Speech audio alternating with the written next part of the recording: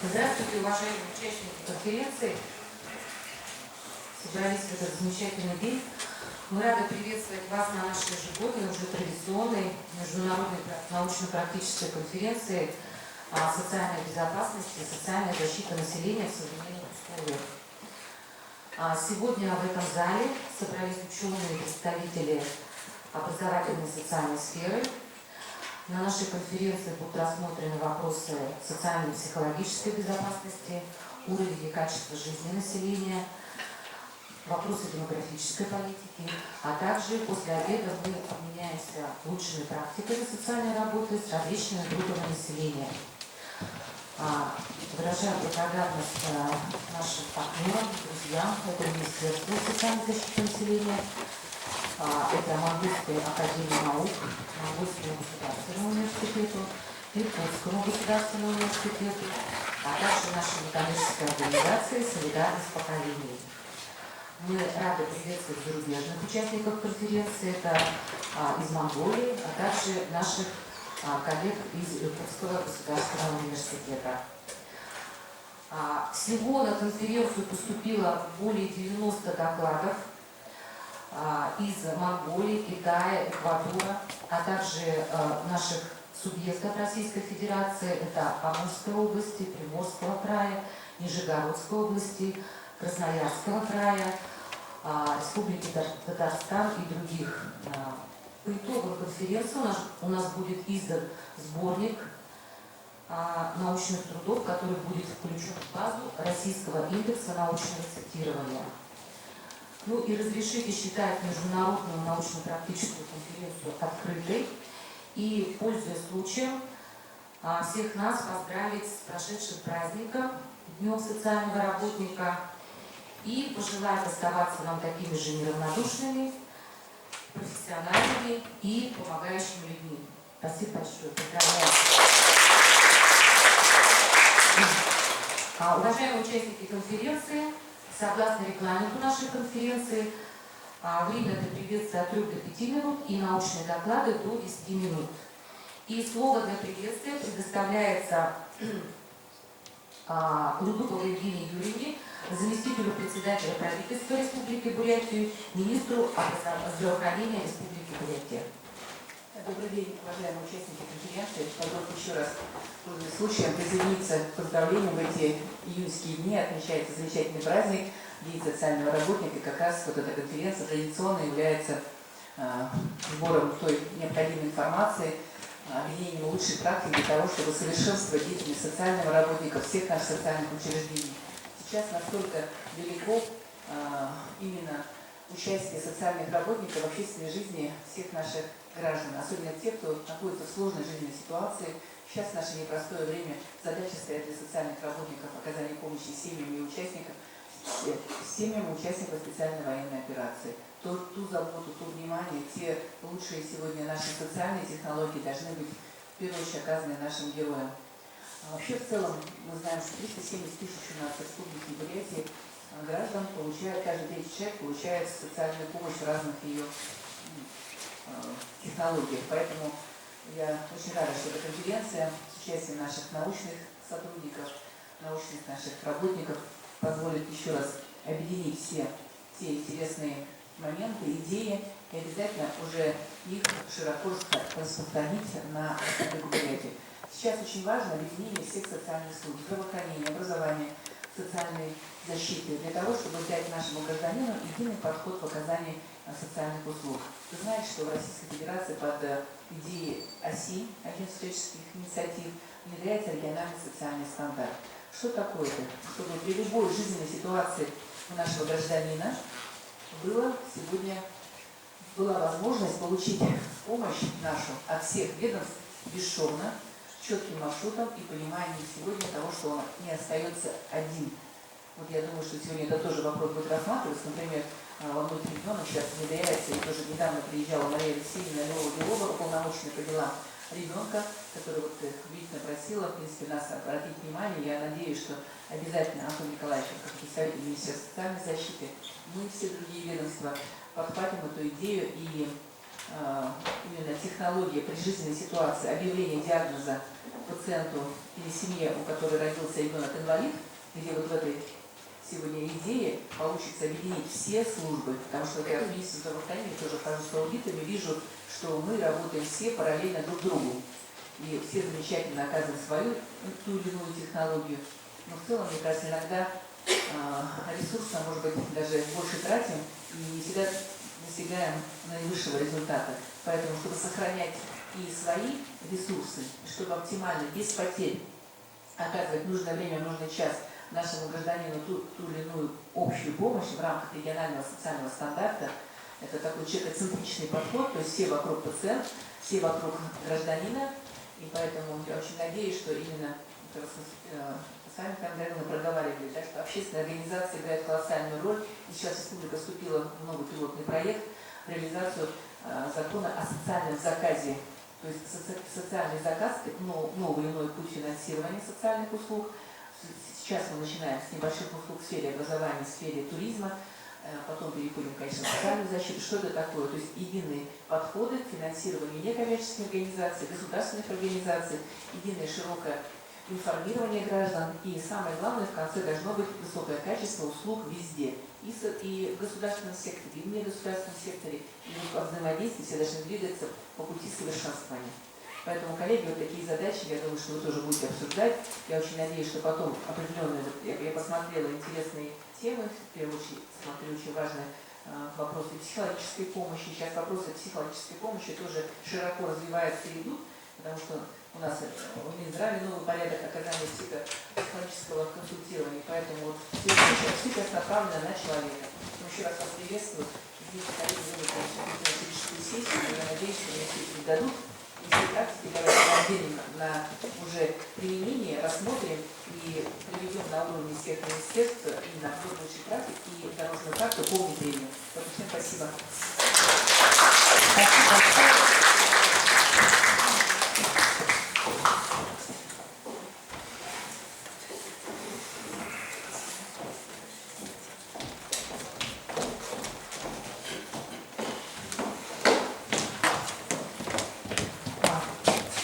Благодарю Евгению Юрьевну.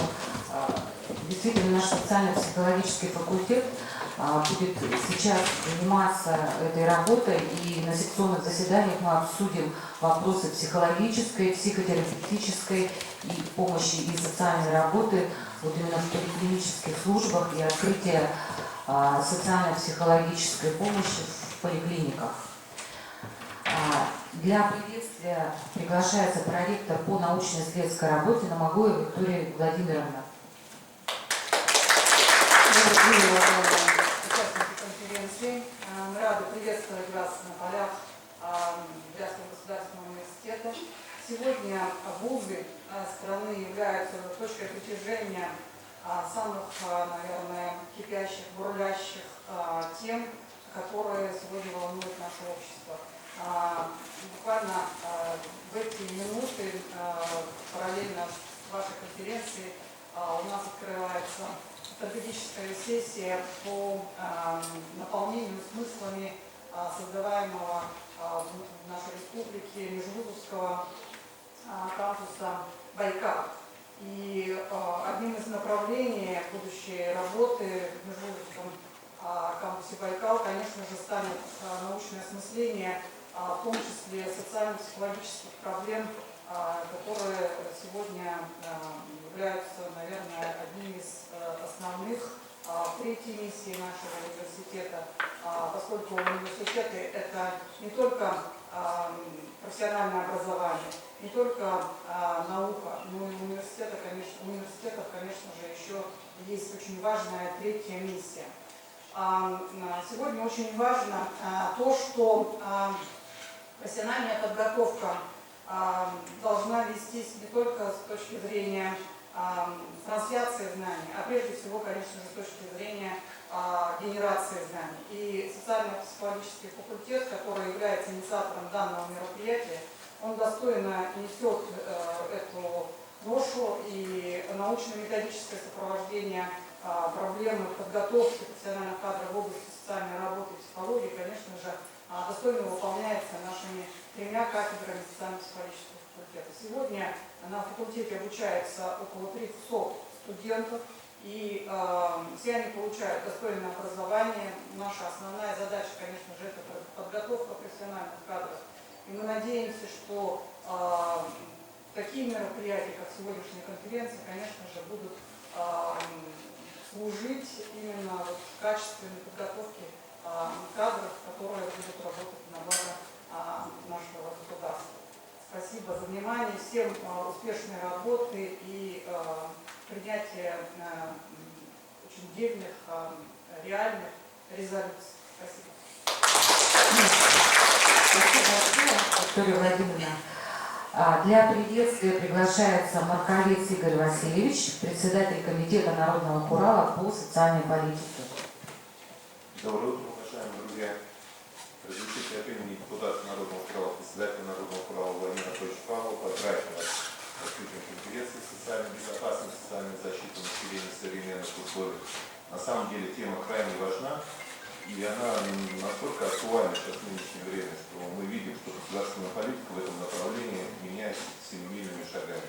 То есть финансирование буквально у нас в Республике Бурятия за последние 5 лет увеличилось больше, чем в 3 раза. То есть у нас больше, чем каждый третий житель республики получает ту или иную помощь за счет бюджета, и эта помощь, она увеличивается. Вот по детям, получается, у нас сейчас практически от рождения до 17 лет выплачивается поддержка, пособие. Понятно, что есть разные вопросы, есть разные моменты, хотелось бы там чего-то больше, хотелось бы чего-то меньше, это уже другой разговор, но дело в том, что такого раньше и близко не было. Мы знаем, что у нас очень серьезная поддержка есть и старшего поколения, вот буквально совсем скоро будет открытие нового центра для людей пожилого возраста, то есть стоимостью больше миллиарда рублей с такими условиями, как в 5-звездочном отеле. Поэтому это такие вот моменты, конечно, крайне важны.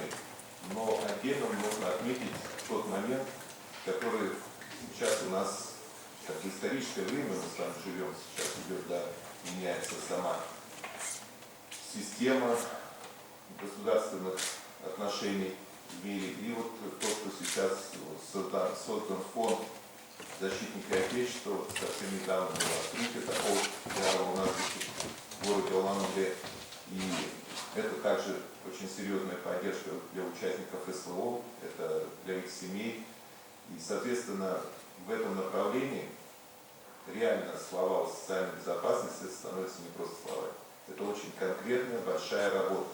Конечно, работа сложная, работа непростая, потому что контингент, мы понимаем, зачастую тоже трудный, и различные бывают формы там поддержки, и нужно работать с людьми как со здоровыми, так и с больными, и с разными отклонениями, то есть детей. Это крайне важная работа, это просто такая богоугодная работа, которая необходима человечеству. И, на мой взгляд, я об этом всегда говорил, и так я чувствую, стараюсь не говорить того, что я чувствую. Социальная защита и есть именно структура государства. Если государство уйдет от социальной защиты, от социальной помощи населению, то это будет уже не социальное государство, это будет государство уже не для народа, не для людей.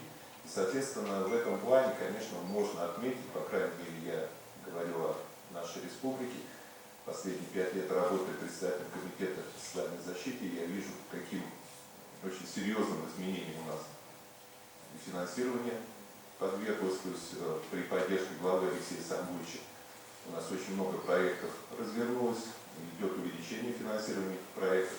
Но вот насколько правильно, насколько грамотно это все делается, это уже второй вопрос. Вот здесь я очень надеюсь, что как раз и в прошлом году мы участвовали, когда вот именно на таких конференциях, именно вы, как специалисты, как люди, которые работают в этом направлении, именно на земле, кто разрабатывает все эти методики, разрабатывают эти методы, саму форму, как работать с людьми, как применять, насколько эффективно это все применять. Вот это очень важно, чтобы это не просто осталось где-то в сборнике.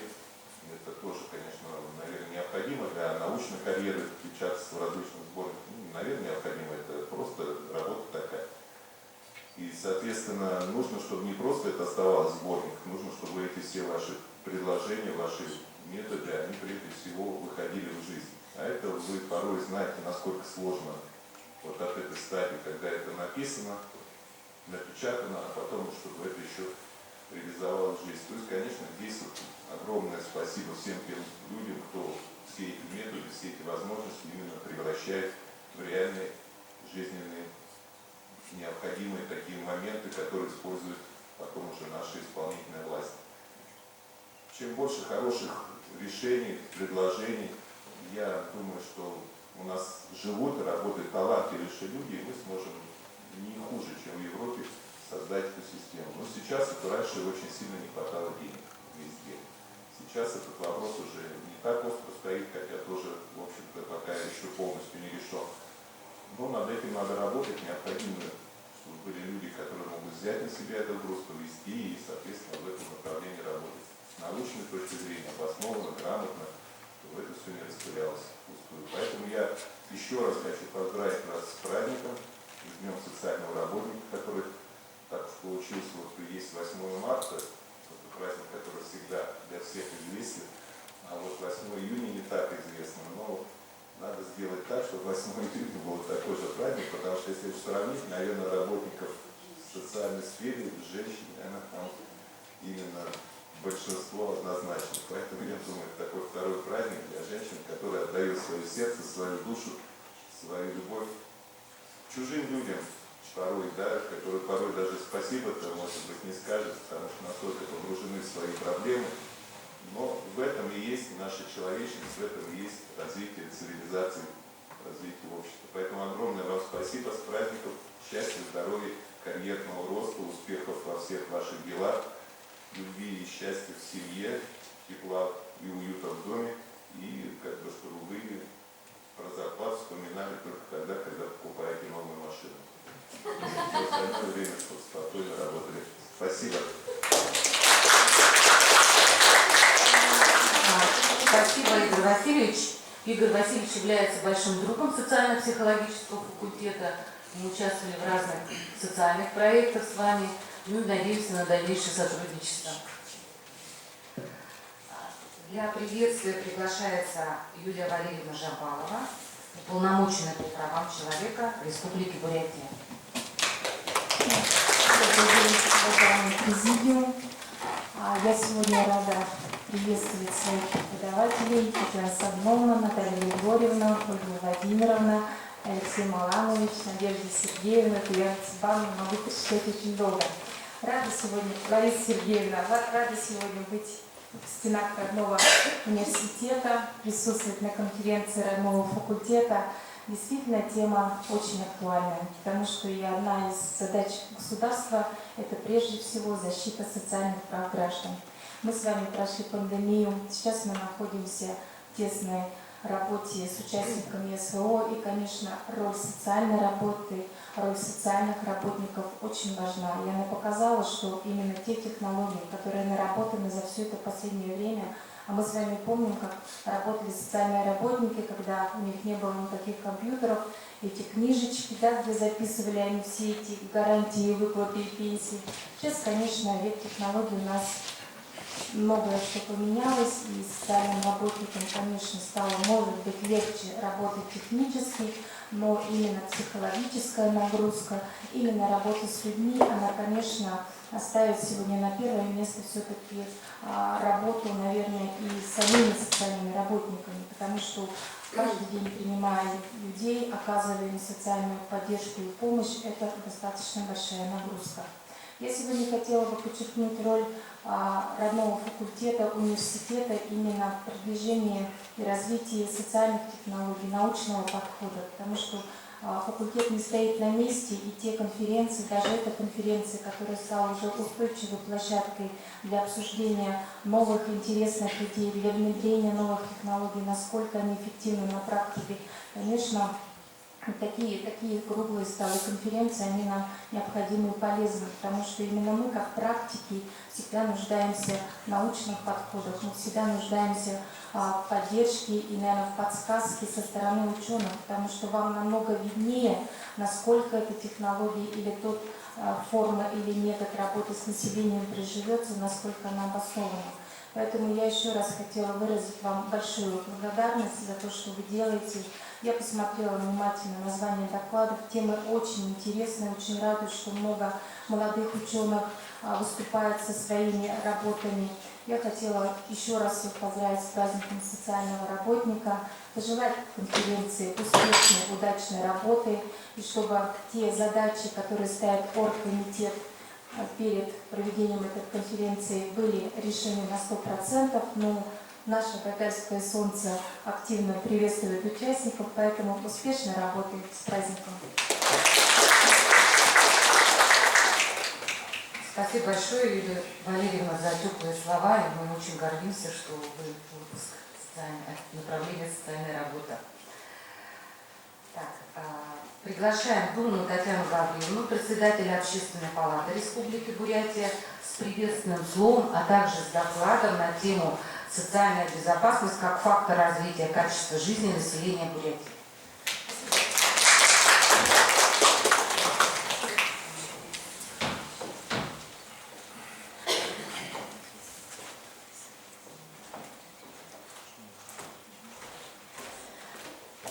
Ну, у меня действительно, видимо, очень хорошая миссия получается. Я сразу должна и выступить вам с приветствием и одновременно представить свой доклад. Разрешите от Общественной палаты Республики Бурятия тоже приветствовать замечательный коллектив работников, ученых, которые сегодня дарят нам счастье. Счастье на жизнь. Потому что действительно это великая миссия, которую вы несете, и на научном поприще, и повседневной деятельности. Это не пафосные слова, это действительно так. И мы, как члены Общественной палаты, вот именно понимаем о том, что самые близкие отношения органов власти именно в социальной защите. Поскольку идет и большой поток людей и так далее. Поэтому я хочу пожелать всем и ученым, и студентам, и работников социальной сферы сегодня самое главное вам здоровье, благополучие вашей семьи, чтобы вы не думали о том, что как ваш тыл сегодня остался дома, а действительно выполняли великую миссию, на которую вас возложило государство. И хочу пожелать всем действительно действенных результатов, чтобы они нашли отражение в нашей повседневной жизни, а они нам очень необходимы. А почему? Я как раз раскрою это в докладе. Мой доклад называется «Социальная безопасность как фактор развития качества жизни населения». Я сегодня не буду говорить о конкретных результатах, а именно о подходе, и вполне возможно, я сегодня хотела бы предложить выполнить общественный заказ на проведение тех социологических исследований, которые крайне нам необходимы. И почему? Потому что есть очень много проблем, которые сегодня, прежде чем оказывать социальные услуги, крайне важны. Формирование приемлемого качества и уровня жизни населения, оно сегодня рассматривается в разных документах особое внимание и федерального уровня, и регионального.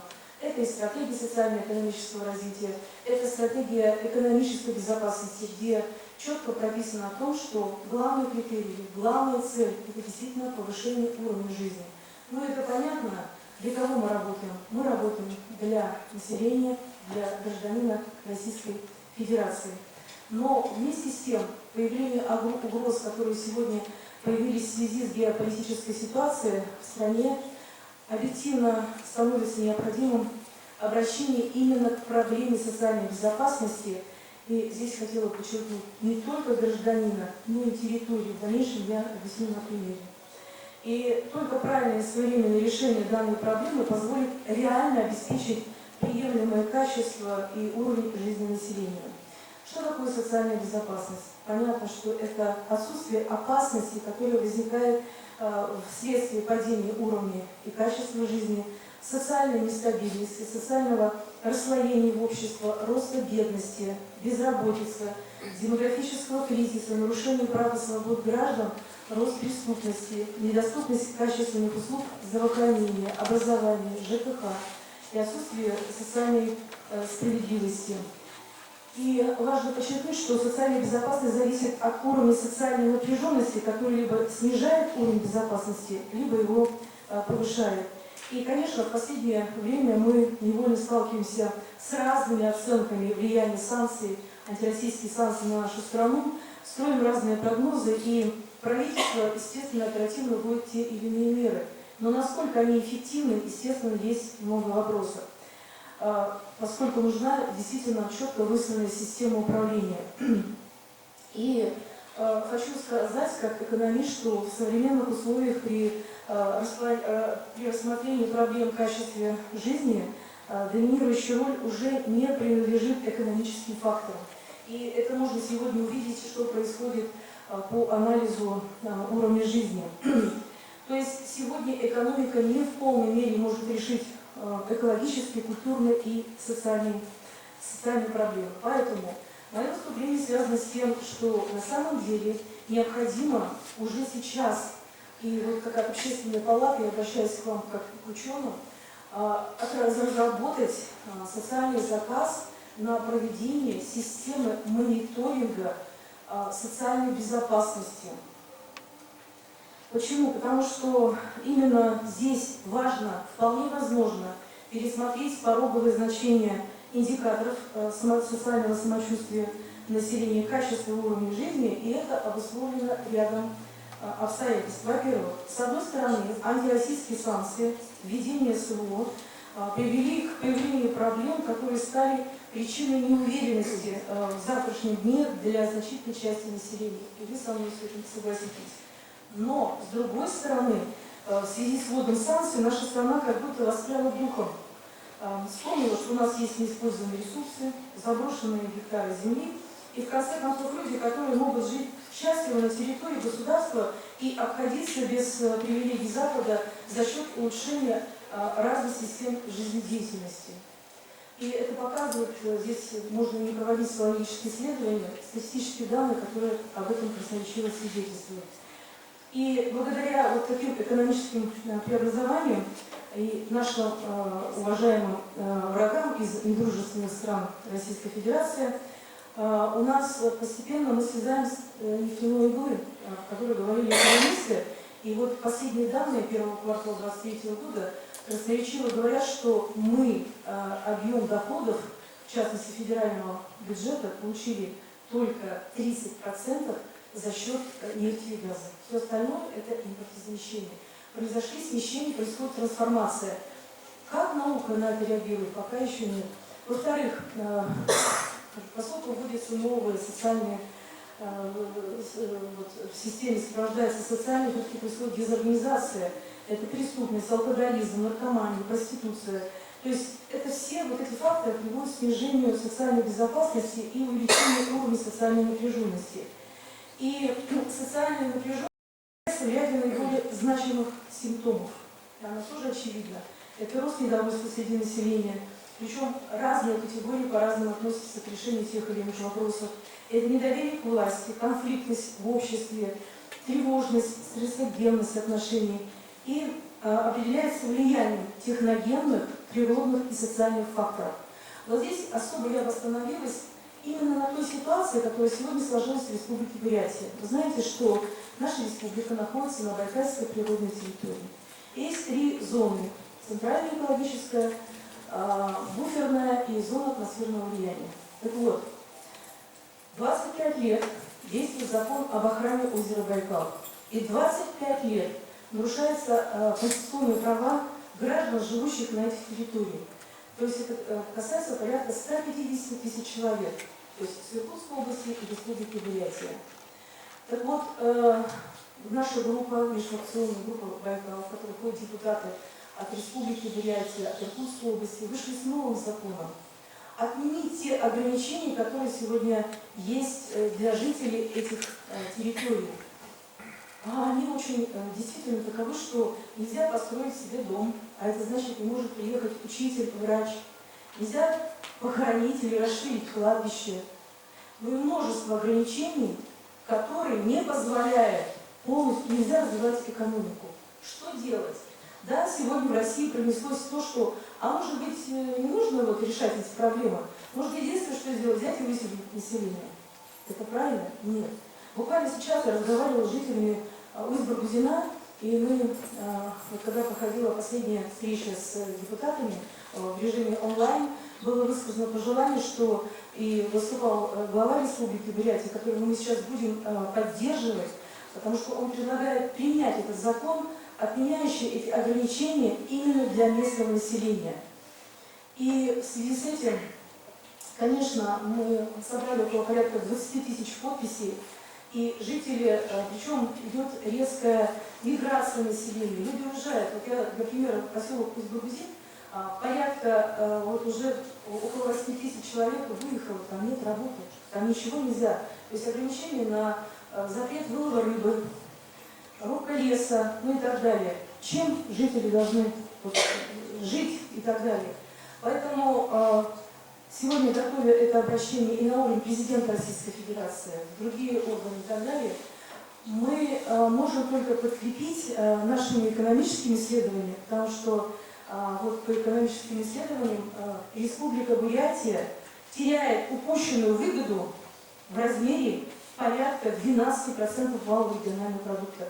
Это значение ежегодного бюджета доходной части 35-40 миллиардов рублей. Я почему это говорю? Потому что сегодня это есть величина, что касается социальной напряженности, измеримости, то есть которой можно сказать о том, что происходит, и как донести до наших чиновников, которые не хотят принимать этот закон.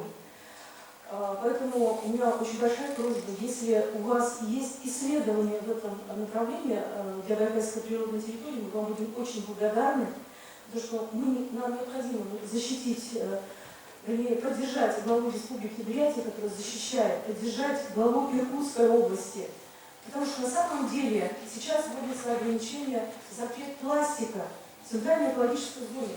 Понимаете, у нас просто бешеные, буквально сейчас, опять же, сюда идя, мне тут позвонили о том, что увеличены тарифы на слив жидких бытовых отходов в 6-10 раз выше, чем в городе Улан-Удэ. За счет чего? То есть вот эта тема экологических факторов. И, естественно, в данном случае здесь должна быть разработана, должна быть в государстве, почему я сказала сегодня об общественном заказе, это комплексный мониторинг социальной безопасности региона. То есть это интегральная система индикаторов, четкая, понятная. Она должна постоянно быть исследована. Не просто это какие-то исследования, ну, какие-то одномоментные, да? Это должна быть вот такая хорошая мониторинговая система. Евгения Юрьевна в своем выступлении говорила о том, что вводится региональный стандарт. Да, там есть социологические исследования, но это исследования, которые действительно, это очень хорошая на самом деле техника, да, и я тоже являюсь экспертом по региональному стандарту. Но нам-то важно принимать решения, тем более работников социальной сферы, оперативно, смотреть, как реагируют те или иные группы населения. Поэтому следующий момент, который предлагаю, это необходимо также изменить оценку демографической безопасности, потому что на сегодняшний день меняется состав и структура трудового и научного потенциала.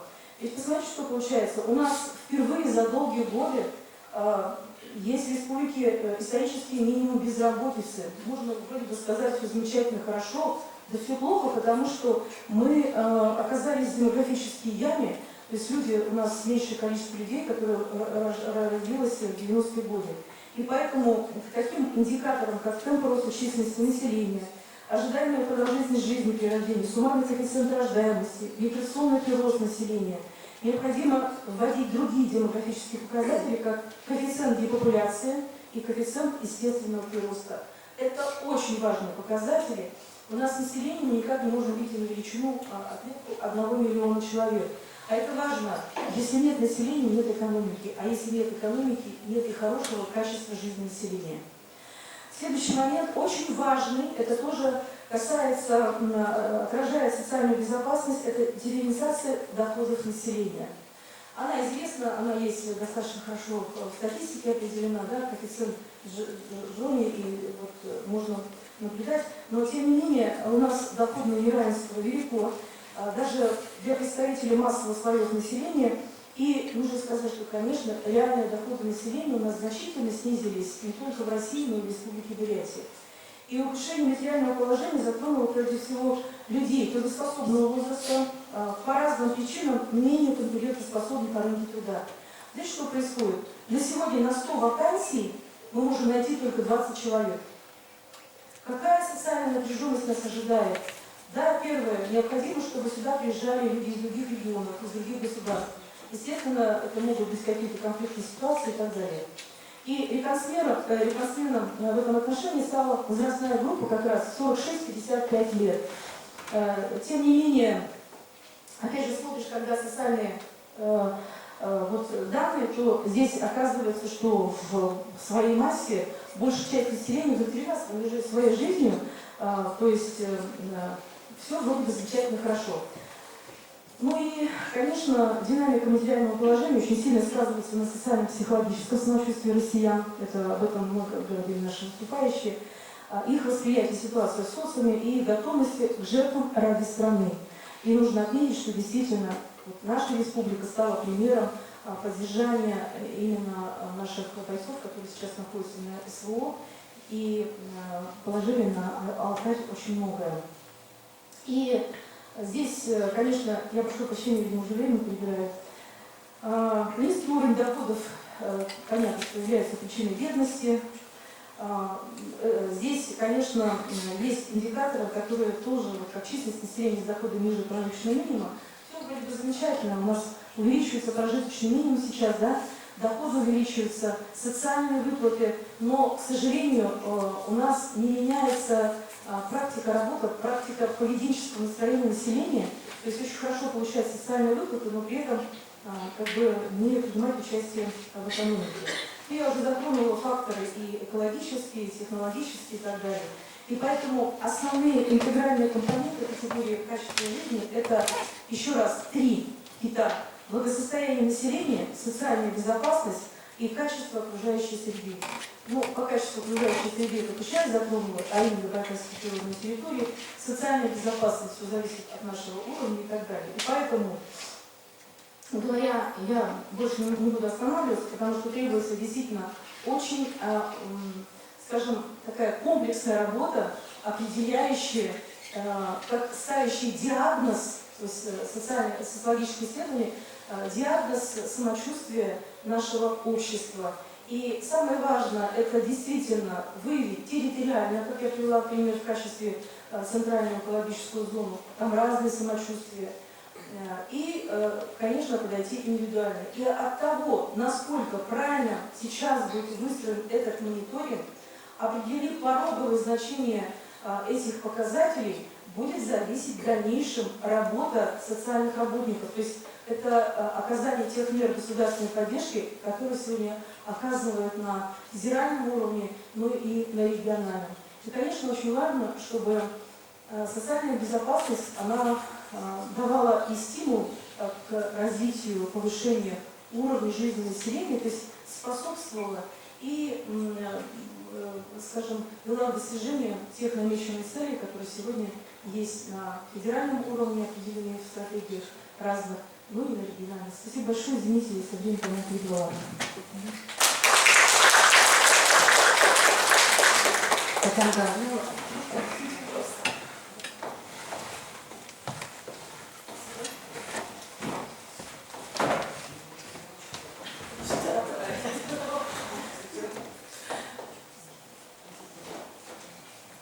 Спасибо большое, Татьяна Гавриловна, за очень содержательный доклад, за те болевые точки, которые вы обозначили в своем докладе. И действительно у нас, наверное, служится такая коллаборация между нашим университетом, в частности, нашей кафедрой теории социальной работы, потому что наши ученые занимаются проблемами социального самочувствия, социальной безопасности. И я думаю, Министерство социальной защиты, да, такая коллаборация позволит нам решить те проблемы, которые стоят у нас перед регионом. Спасибо. Для доклада приглашается Анатолий Николаевич Кириллов. Доклад на тему о реализации в Республике Бурятия стратегии действий в интересах граждан старшего поколения.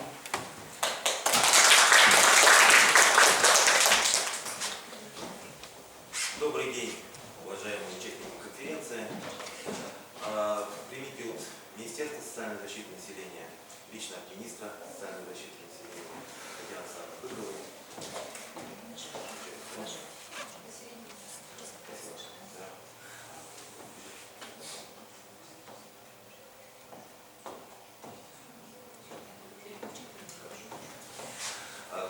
поздравления с Днем социального работника, нашим профессиональным праздником.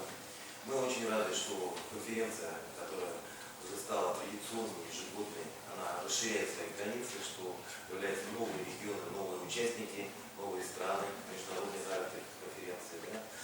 Вот. И это показывает, что темы, которые затрагиваются в выступлениях среди участников конференции, очень значимы.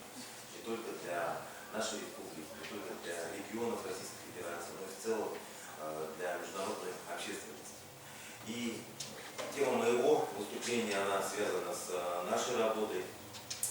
Доклад у меня называется «В ходе выполнения плана действий по реализации второго этапа стратегии действий в интересах старшего поколения и задачах на период до 2025 года». Основной акцент стратегических направлений второго этапа стратегии действий – это обеспечение здоровья пожилых граждан, инвалидов и качество оказания медицинской помощи, меры по задействию занятости, по доступу граждан старшего поколения к образовательным и информационным ресурсам, внедрение современного социального обслуживания и развитие системы долговременного ухода за пожилыми гражданами.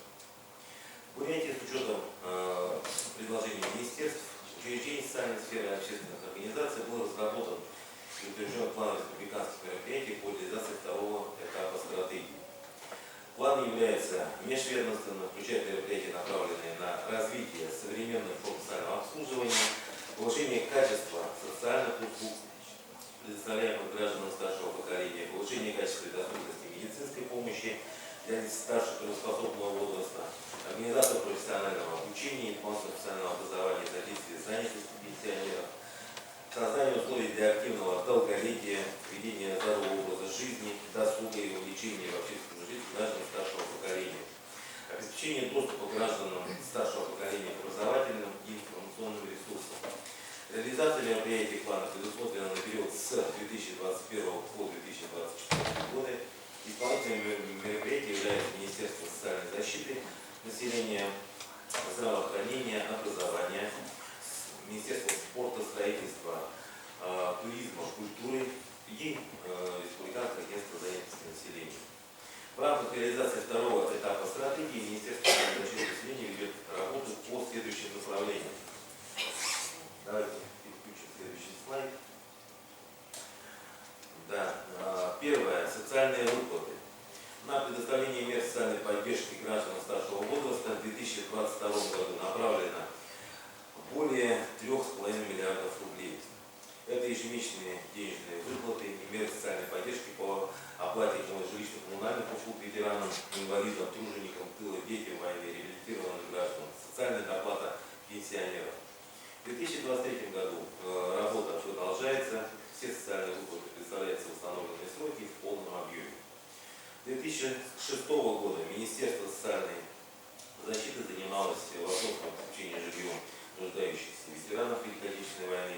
С начала программы обеспечено жильем 4427 ветеранов на сумму 3,9 миллиарда рублей. Следующий слайд. Второе направление – это социальное обслуживание. В учреждениях стационарного социального обслуживания и на дому социальные услуги получили более 9000 граждан пожилого возраста и инвалидов очередности. В стационарные учреждения дома-интернаты нет. Мы постоянно повышаем комфортность наших учреждений, качество социального обслуживания, большое внимание уделяется безопасности услуг. По результатам независимой оценки качества, проведенной в учреждениях отрасли, подведомственных министерству, наши учреждения набрали в среднем 96 баллов из 100. В период пандемии учреждениям социального обслуживания пришлось оперативно перестраивать свою работу ради сохранения жизни и здоровья наших получателей услуг. Режим работы тотальной изоляции действовал с апреля 2020 года по апрель-август 2021 года и далее с января по март 2022 года в учреждениях для людей пожилого возраста и граждан с ограниченными возможностями. Созданы условия для работы сектора негосударственных и некоммерческих организаций, индивидуальных предпринимателей, предоставляющих социальное обслуживание. 21 учреждение состоит у нас в реестре поставщиков социальных услуг. Необходимо отметить, что негосударственные организации, состоящие в реестре поставщиков, получают государственное финансирование. В 2022 году на компенсацию за предоставленные гражданам услуги бюджетом оплачено 124,5 миллиона рублей. В 2023 году запланировано 130 миллионов рублей. Также для некоммерческих организаций, реализующих программы поддержки пожилых граждан и инвалидов, Министерство проводит грантовые конкурсы. На эти цели ежегодно выделяется порядка 7,5 миллионов рублей. Получают гранты более 40 организаций. Вот в 2022 году гранты получили 42 общественные организации, в 2023 году 45 общественных организаций. Задачи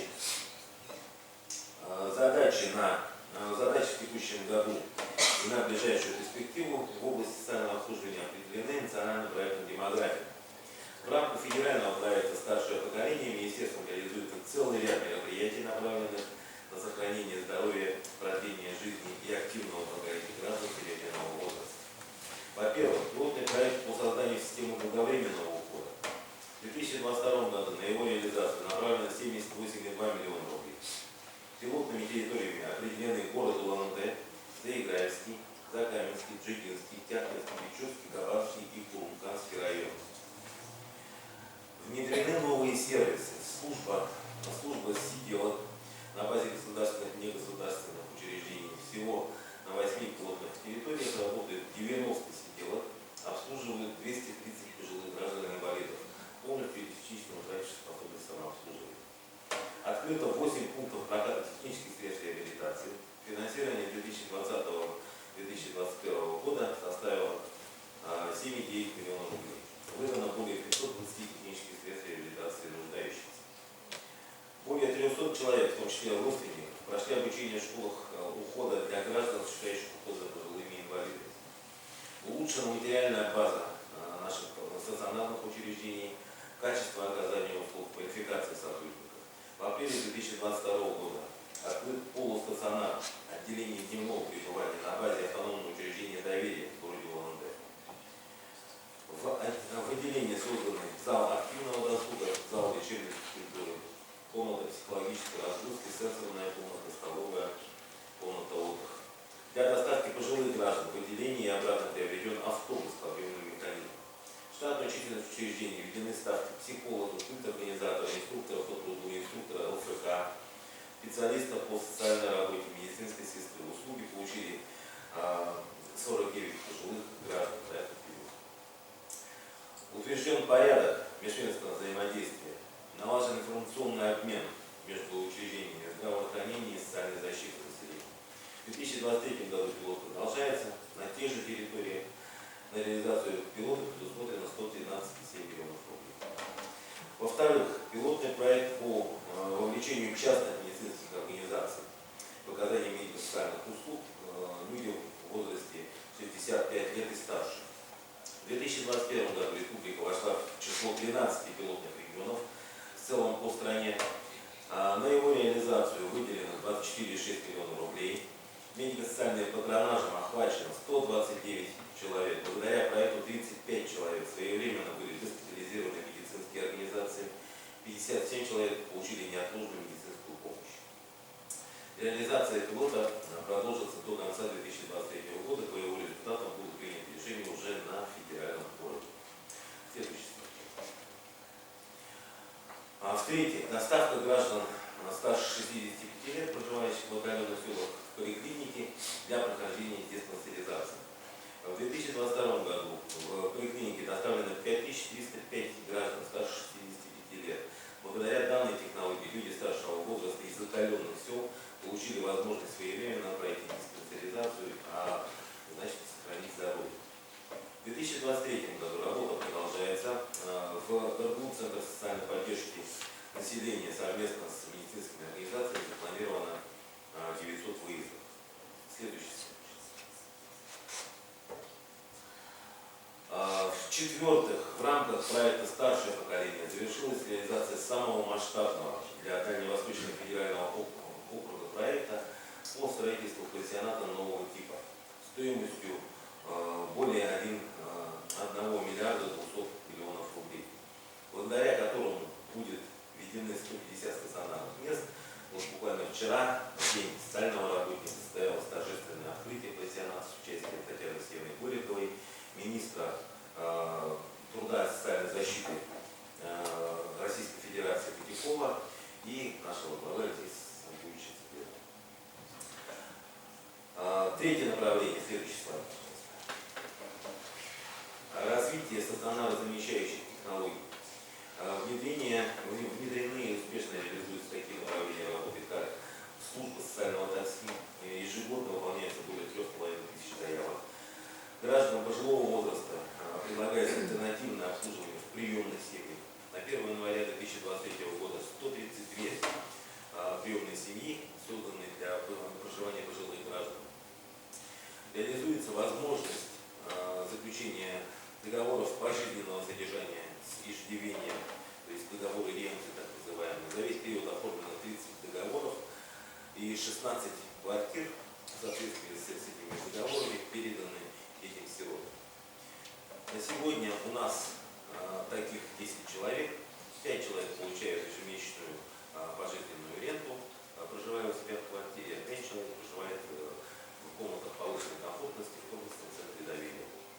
Во всех районах республики организована работа университета третьего возраста. В 2022 году мероприятиями университета охвачено более 20 тысяч человек. В заключение хочу отметить, что работа Министерства с гражданами серебряного возраста направлена на решение ключевых задач стратегии. Это создание общества для всех возрастов, включая формирование условий для реализации потенциала граждан старшего поколения, оказание заботы и необходимой помощи тем, кто в ней нуждается. Спасибо за внимание.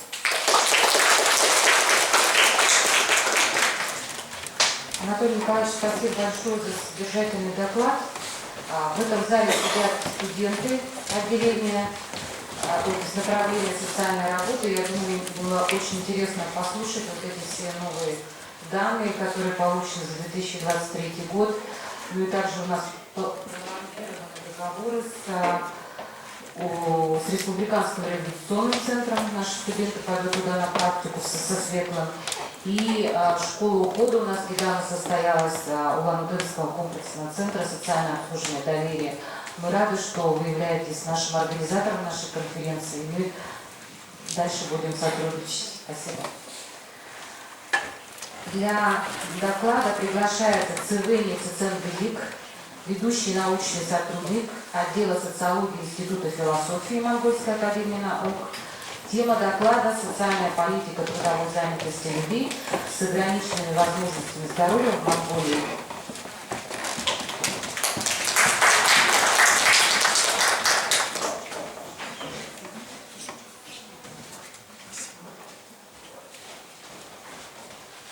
Дорогие коллеги, студенты, поздравляю вас всех с праздником. Очень рада и почтена приветствовать выступать на пленарной сессии, представлять свой доклад «Социальная политика трудовой занятости людей с ограниченными возможностями в Монголии». Это фотография, то есть в последнее время, последние 10 лет, 20 лет, очень большое излечение трудовой занятости людей с ограниченными возможностями, поэтому вот здесь фотографии, как детей с синдромом Дауна привлекают к различным.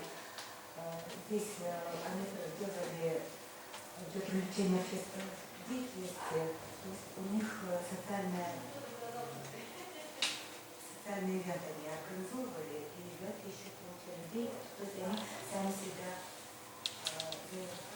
сами себе занимались трудовой занятостью, создавали себе свою трудовую занятость. Так, схема моего доклада. Структура доклада состоит из 4 частей. Сначала, как научная просвета говорит, начинается с определения подходов, теории социальной политики бывает социологического, именно социологического ракурса, законодательства Монголии по трудовой занятости людей с ограниченными возможностями и положение какого-то положения трудовой занятости на примере одномограммных исследований. Вы знаете, социальная политика – это термин, который обозначает государственную политику, действия, программы и инициативы, обозначенные направленные на решение улучшения социальных проблем. Профессор Люсинда Плот из Департамента социальной политики Лондон School of Economics определяла следующее направление его и значимость социальной политики. Во-первых, социальная политика связана с тем, как общество все мир удовлетворяет потребности человека, безопасности, образования, работы, здоровья, благополучия. Во-вторых, касается того, как государство общество реагирует на глобальные вызовы социальные, демократические, экономические изменения, бедности, миграции и глобализации. В-третьих, анализирует различные роли национальных правительств, семей, гражданских обществ, рынка, международных организаций, предоставления услуг, поддержки на протяжении всей жизни от детства до старости. То есть, с одной стороны, это не только как правительство должно обеспечивать их, содержать и предоставлять услуги, но и гражданские организации, рынки, предоставление услуг. То есть это подразумевается трехсторонняя деятельность. В-четвертых, социальная политика направлена на выявление и поиск путей сокращения неравенства, доступа к услугам, поддержки между социальными группами, определяемыми социально-экономическим статусом, расой, этническими, полом, сексуальной ориентацией, также инвалидом возрастом, а также между странами. Существует много определений и подходов к изучению социальной политики, как здесь представлены различные толкования, различные подходы. В некоторых подходах говорится о том, что, например, Малькольм Винер, центр Малькольма Винера из Гарвардского университета считает, что социальную политику подножат на государственной политике. В то время как другие специалисты практики характеризуют социальную политику и государственную политику как два отдельных конкурирующих подхода к одному и тому же общественному интересу. Какого бы этого не придерживался университет, социальная политика начинается с изучения государства всеобщего благосостояния и социальных услуг. Она прежде всего состоит из руководств, принципов и связанных с этим деятельность, которая влияет на условия жизни, способствующие благополучию человека, такие как качество жизни. Например, вот одним из, почему все я уже второй раз привожу Лондонскую школу экономики, так как она там впервые начиналась изучение социальной политики, и она определяет как междисциплинарный прикладной предмет, связанный с реакцией, анализом реакции общества на социальные нужды. То есть она почему, как она была в начале придумана в 1940-х годах, Ричард Питмусом в области социального управления положил начало развития этой дисциплины, постепенно поглощающей социальное управление. Он был очень известным новатором, альтруистом, и основал как она называется, академическая дисциплина социального управления, теперь как социальная политика. Так. Но тем не менее, история как зарождения некоторых самых ранних примеров прямого вмешательства правительства в благосостояние людей в восходе к Древнему Риму, правлению Умара ибн Хаттаба, когда он использовал сборы по поддержке пенсии, детских пособий, то есть поддержки всяких этих, например, по Чингисхана была середина, если было поддержано, специально указано, надо поддерживать не детей-сирот, пожилых людей и то есть людей с ограниченной ответственностью, это уже было еще тогда. То есть всегда, с самого начала, вот даже с времен древнего мира, всегда существовала какие-то меры для государства или правительства или кого-нибудь, монарха, элиты, которые поддерживали людей. Почему это проявляется так, что, например, принятие древних английских законов о бедности помогло обуздать бедность или туризм? То есть, например, вот был очень известный случай в суде Бек, Фишера, которые говорили о том, что система Стелфилда, которая была первой социальной программой в самом современном этого слова.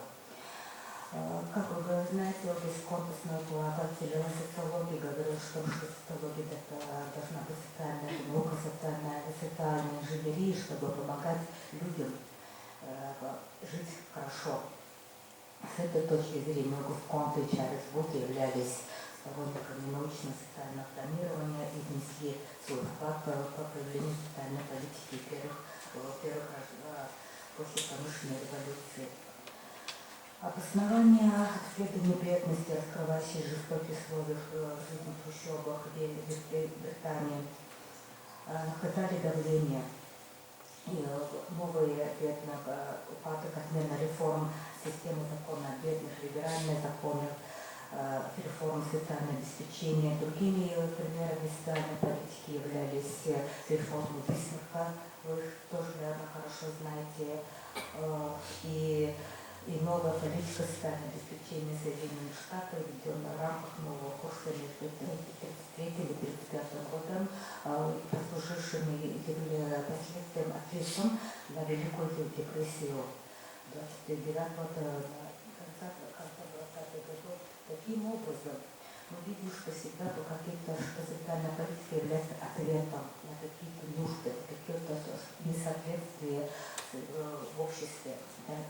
На данном моменте на практике исторически возникли две основные модели социального страхования Бисмарка в благосостоянии Германии и Бевериджа в Британии.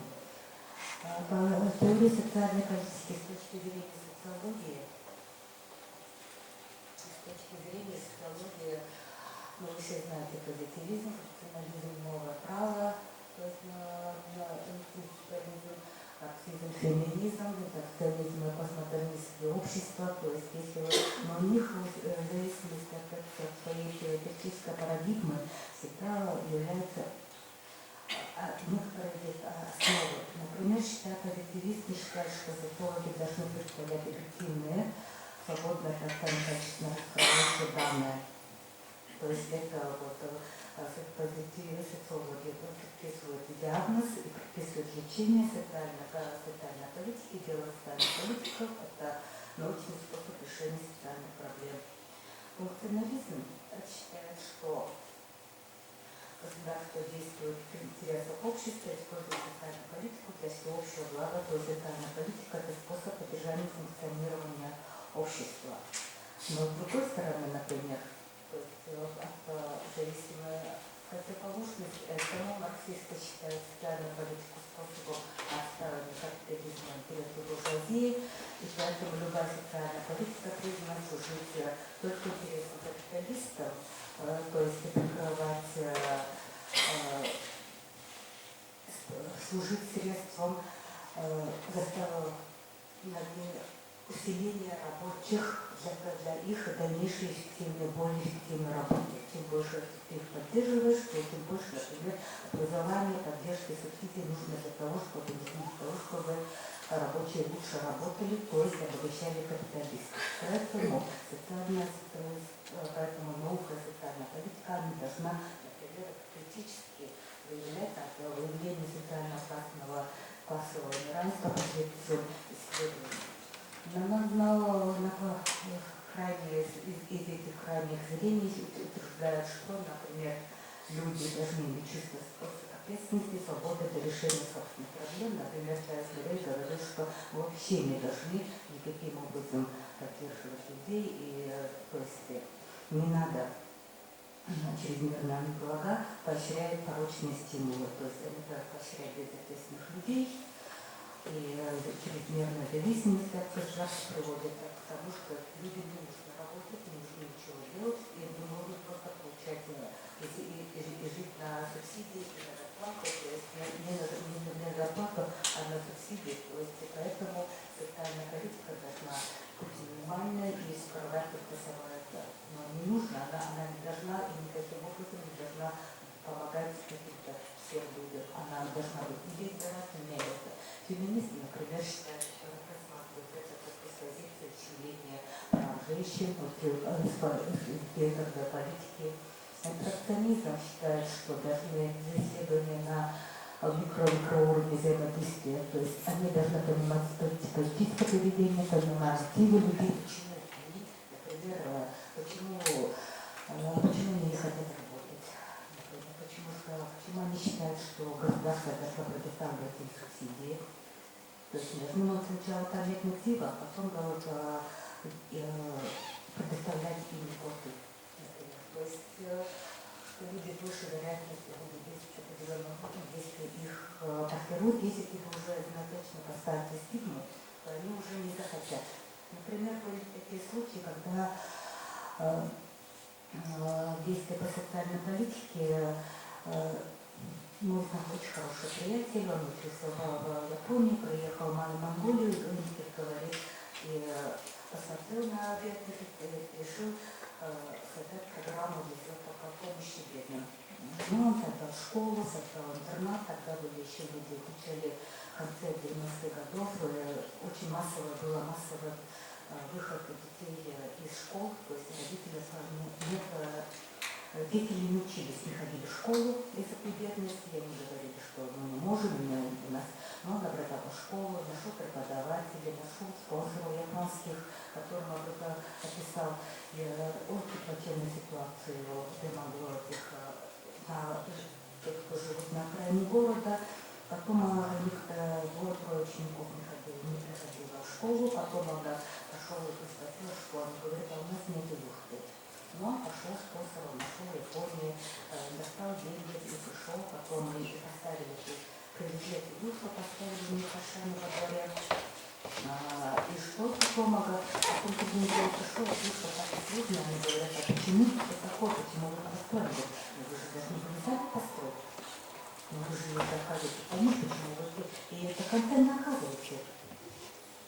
Вы должны до конца сказать, вы должны были построить. Японцы же нам не просто так выдали. Почему вы не делаете до конца? И потом они еще говорили, вот японцы оказывают помощь, а вот они выстраивают дети. Потом он говорит несколько лет, он говорит, ну что же вы имеете? Он говорит, ты знаешь, меня вообще настолько это все по доверениям и доверчивость говорит, что вот обвинение в том, что меня вот, что я деньги скажу, каким-то образом это все.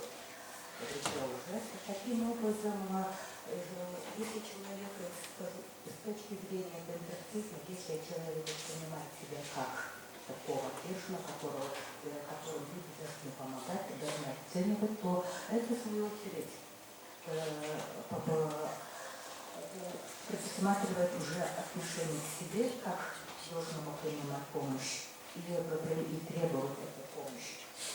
И так далее, то есть различные вот эти точки зрения, что, например, постмодернизм социологические исследования не могут влиять. И тогда вот эти все исследования, они в какой-то степени формируют, определяют действия всех социальных государств. И вот эти левые, правые, социалисты, консерваторы, то есть от того, кто, например, Тэтчер железные люди, то есть зажимают гайки, некоторые говорят, что мы должны полностью, то есть вот это ранжирование от того, от государства всеобщего блага до того, кто человек должен сам уже выживать по теории социального дарвинизма, он очень широк. То есть и мы всегда, и каждое общество, и каждая культура должна смотреть как качество. Например, общество никогда не было ранее бедных. Мы, например, проводили исследования по социальной инклюзии, то есть отверженные думали, что действительно есть.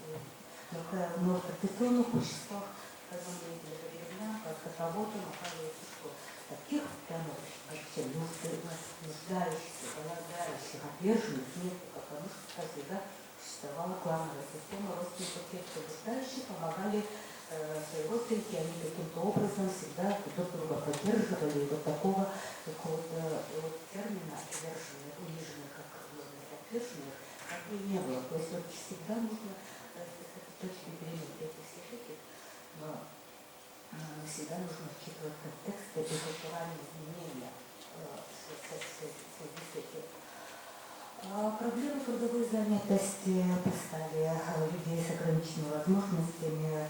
Сейчас очень хорошо занимается Международная организация труда АЭЛО, как вы знаете, и по их подсчетам 1 из 10 человек в мире, то есть 650 миллионов по всему миру имеют ограничения трудоспособности. Хотя многие люди интегрируются, но в то же время в целом они сталкиваются с бедностью, безработицей. И одно отстранение их от трудовой ситуации все равно ведет к потерям для общества во всем. И снизит высокое снижение ВВП. Однако мужчины и женщины хотят работать. Вот, например, была приведена в основном очень много закрыть. Содействие социальной интеграции для интеграции принимает формы занятости, используем систему штраф, квотных выплат, стимулирования работодателей, создание для них специальных рабочих мест. Сейчас это по рекомендациям Международной организации труда, то есть идет в основном стимулирование как система штрафов. Эта же система также работает и в Монголии. То есть это международная тенденция. Как вы знаете, эта конференция, основной документ Международной организации труда является конвенция 1983 года, так называемая конвенция номер 159, которая должна основываться на отмене дискриминации. То есть трудящиеся инвалиды должны по возможности иметь доступ ко всем программам и услугам, предназначенным для других трудящихся. В прошлом подход к трудовой занятости инвалидов в 20 веке, если вы посмотрите, то раньше, вы все знаете, старшее поколение, конечно, знает, младшие, например, студенты могут не знать, что раньше не было такого понятия. Люди с ограниченной инвалидностью, ограниченной возможностью всегда говорили об инвалидности. Да? Вот говорили, что ее подход был с позиции не интеграции общества, а был подход с позиции медицинской, что вот человек потерял здоровье, человеку это нужно компенсировать. Если вы посмотрите, то есть инвалиды, то есть были системы категории, разная компенсация, зависела от группы инвалидности, были группы, 3 группы инвалидности, 3 группы работали на одной и так далее. Но потом с этой конвенцией, то есть, но тем не менее люди работали, потому что специалистами люди не могли не работать. Кто не работает, тот не ест, но вы всегда знаете, борьба с инфекцией этими, то есть это ты должен был работать, но и люди хотели как бы работать. Так. То есть была трактовка с медицинской точки зрения. Но вы, естественно, видите ситуацию трудовой занятости в начале 20 века, как снижалась в 1989 году в России люди. Здесь, вот. Люди, то есть вы видите, да, что где-то около 25% людей от общности численности населения работало с ограниченной возможностью, тогда как в 2007 году на рубеже веков она снижается в 2 раза. То есть она уже более 7%. И с тех пор последние 20 лет правительство под влиянием под ратификацией конвенции 159 стало необходимо применять это так. Продолжение трудовой занятости Монголии. Законодательство о трудовой занятости Монголии. Это, конечно, мы приняли вопрос Конвенции о правах инвалидов. Она была ратифицирована, принята в 2009 году, а в 2016 году приняли и ввели закон о действии о правах на переводчиков, о правах людей с ограниченной ответственностью. В 1900 законе о труде Кстати, разделы статьи 111, раздел 111.1, 111.2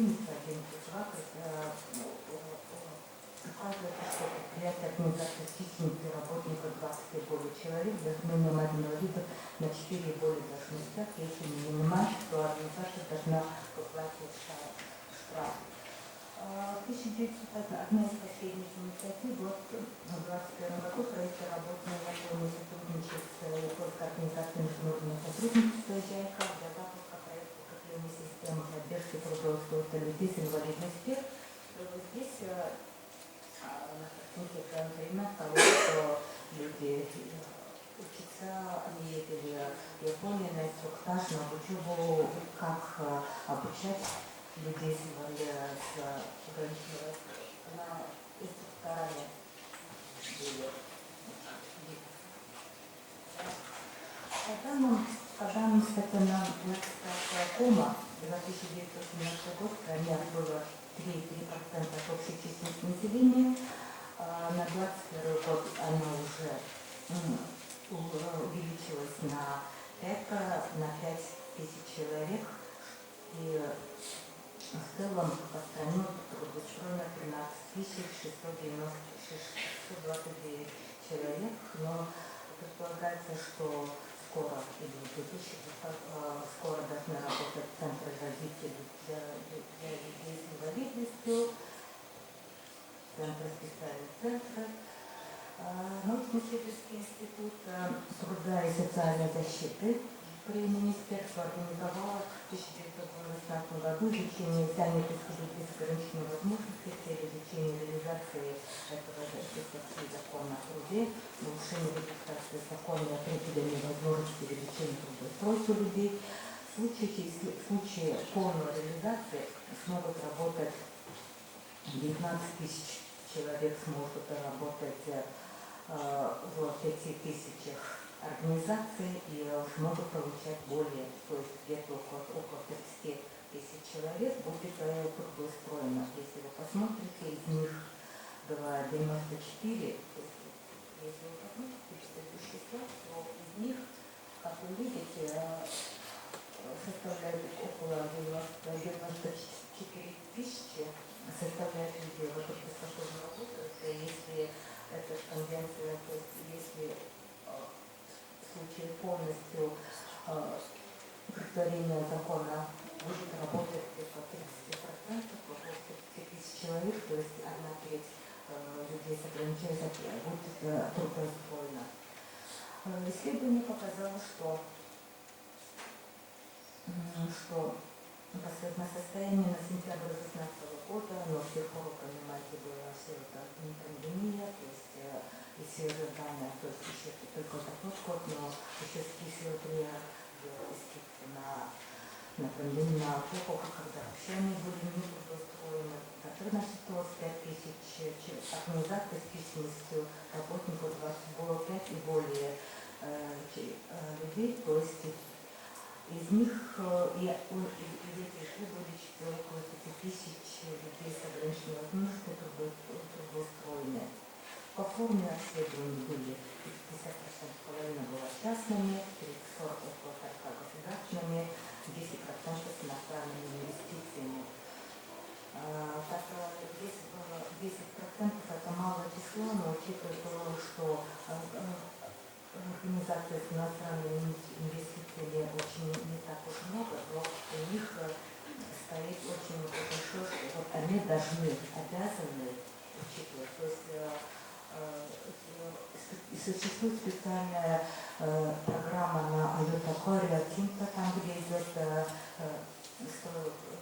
медногорнодобывающие комбинаты, там у них идет специальная программа, и вот они показывают, где кто, как они принимают работу, там очень красивые картинки.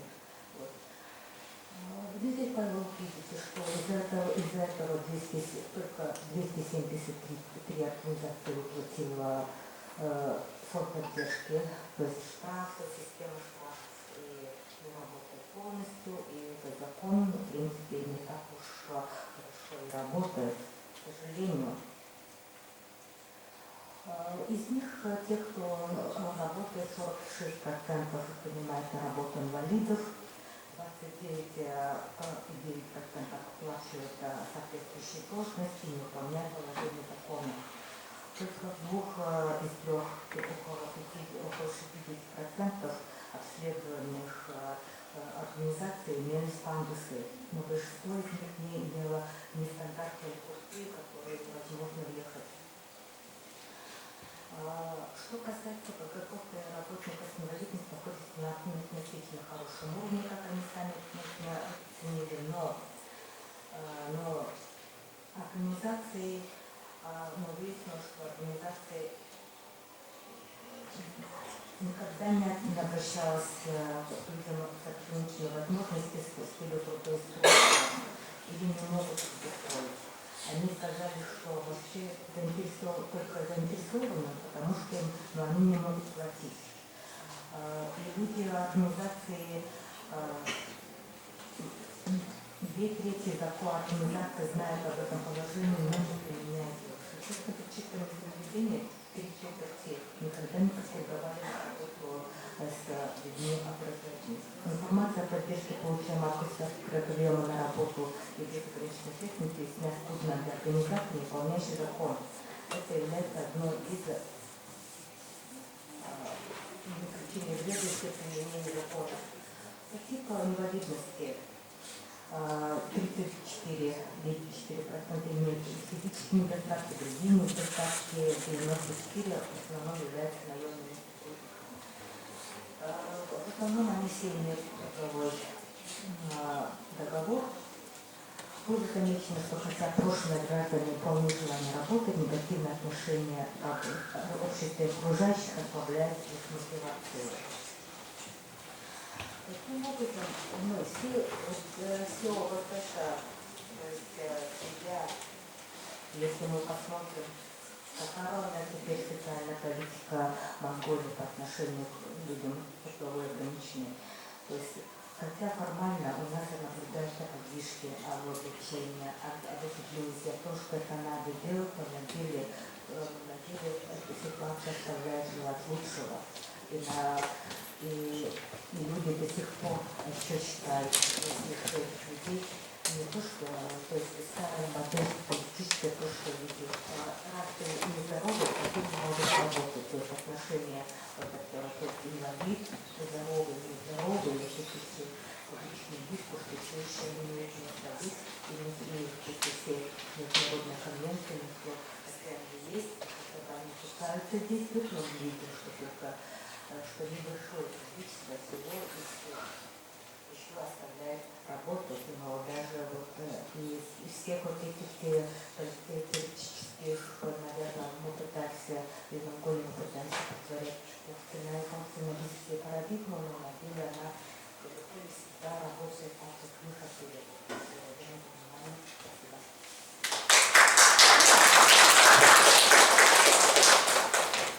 Большое спасибо, Сергей, за полный такой теоретико методологический доклад. Мы, наверное, очень много узнали о социальном обеспечении нашей дружественной страны, Монголии. И этот доклад, наверное, является большого проекта, международного проекта, который ведется Институтом социологии Российской академии наук, Институтом монголоведения, буддологии, тибетологии и нашим социально-психологическим факультетом.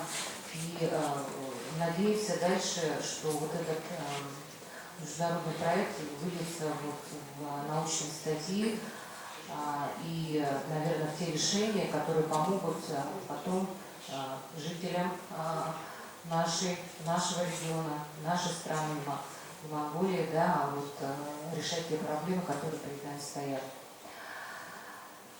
Спасибо. Да. Для доклада приглашается Решетникова Екатерина Владимировна, заведующий кафедрой социальной работы Иркутского государственного университета.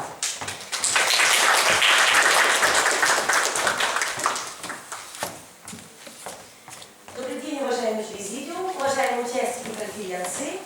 Как меня представила, уважаемый Здравствуйте, я представляю Иркутский государственный университет, его подразделение Института социальных наук и являюсь заведующей кафедрой социальной работы. И вот хотелось бы по-соседски поделиться с вами тем опытом работы, основными направлениями социальной работы, которыми сегодня живет, развивается Иркутская область.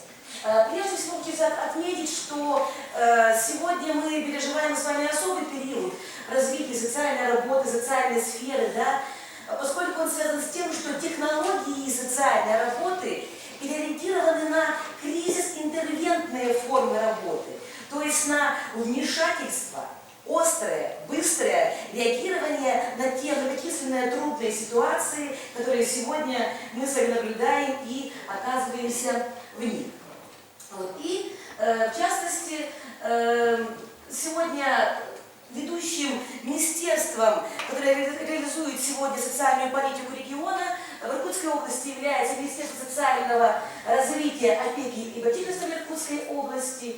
И в рамках реализации стратегии социально-экономического развития Иркутской области до 1936 года реализует ряд задач, которые я вам постараюсь сегодня озвучить. Естественно, не все, если бы все основные направления и задачи социальной политики региона я бы озвучивала, до конца дня бы точно мы с вами не разошлись.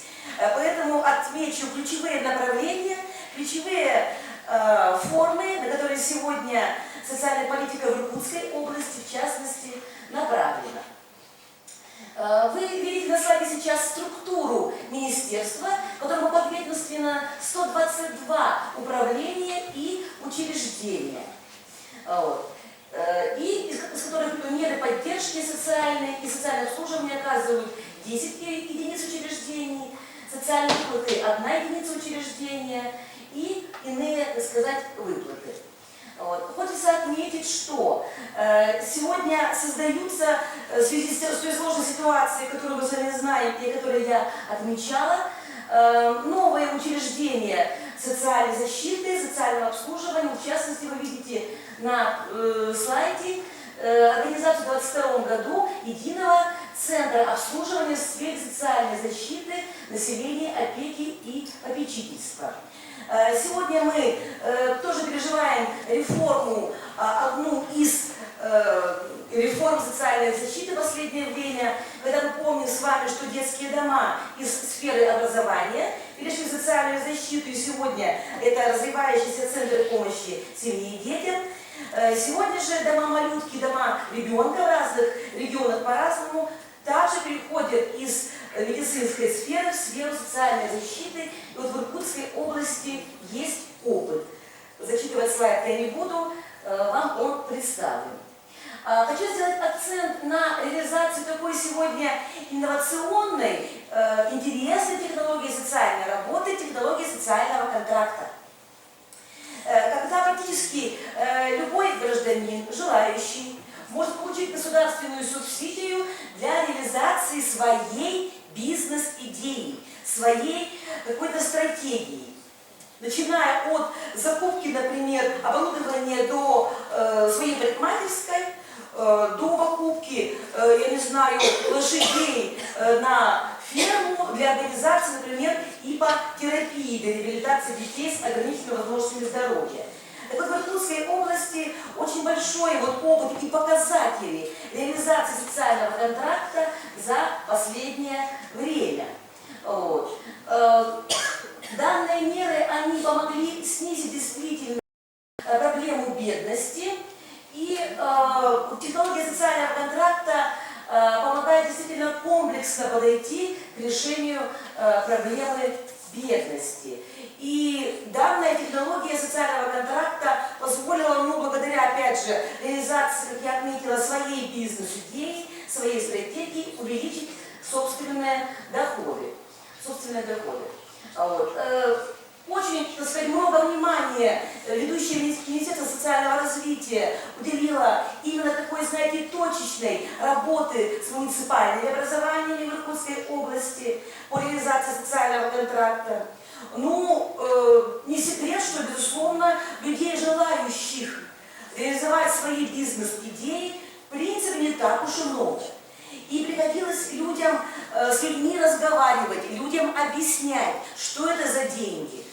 как вы их можете реализовать, на что потратить, как вы можете отчитываться и должны отчитываться за государственные деньги. Вот. И местные органы социальной защиты с населением очень плотно работали.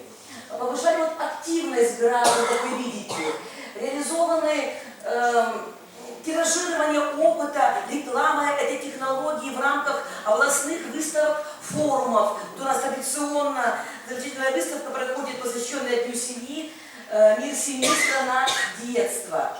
И данная технология, она пропагандируется правительством Иркутской области, министерством, районными, муниципальными управлениями социальной защиты.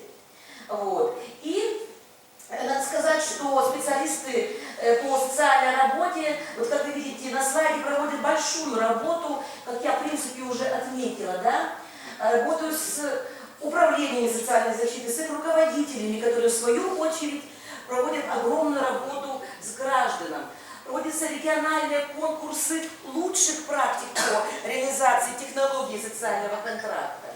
И такая работа привела к тому, что Иркутская область стала лидером среди субъектов Российской Федерации по реализации социального контракта. Вы видите на слайде, что заключено контрактов более 17 тысяч на сумму более 2 миллиардов рублей. Ну, цифры, ну, чтобы, может быть, не впечатляющие, но такие нормальные, скажем так. И до 2023 год регион получил также сумму на реализацию социального контракта более 1 миллиарда, что позволит нам 5000 социальных контрактов провести работу. То есть будут 5000 мини-проектов реализовано, 5000, даже более мини-бизнес-идей. И все это, конечно, как я отмечала, позволит людям повысить уровень жизни и снизить бедность населения в целом. Вот.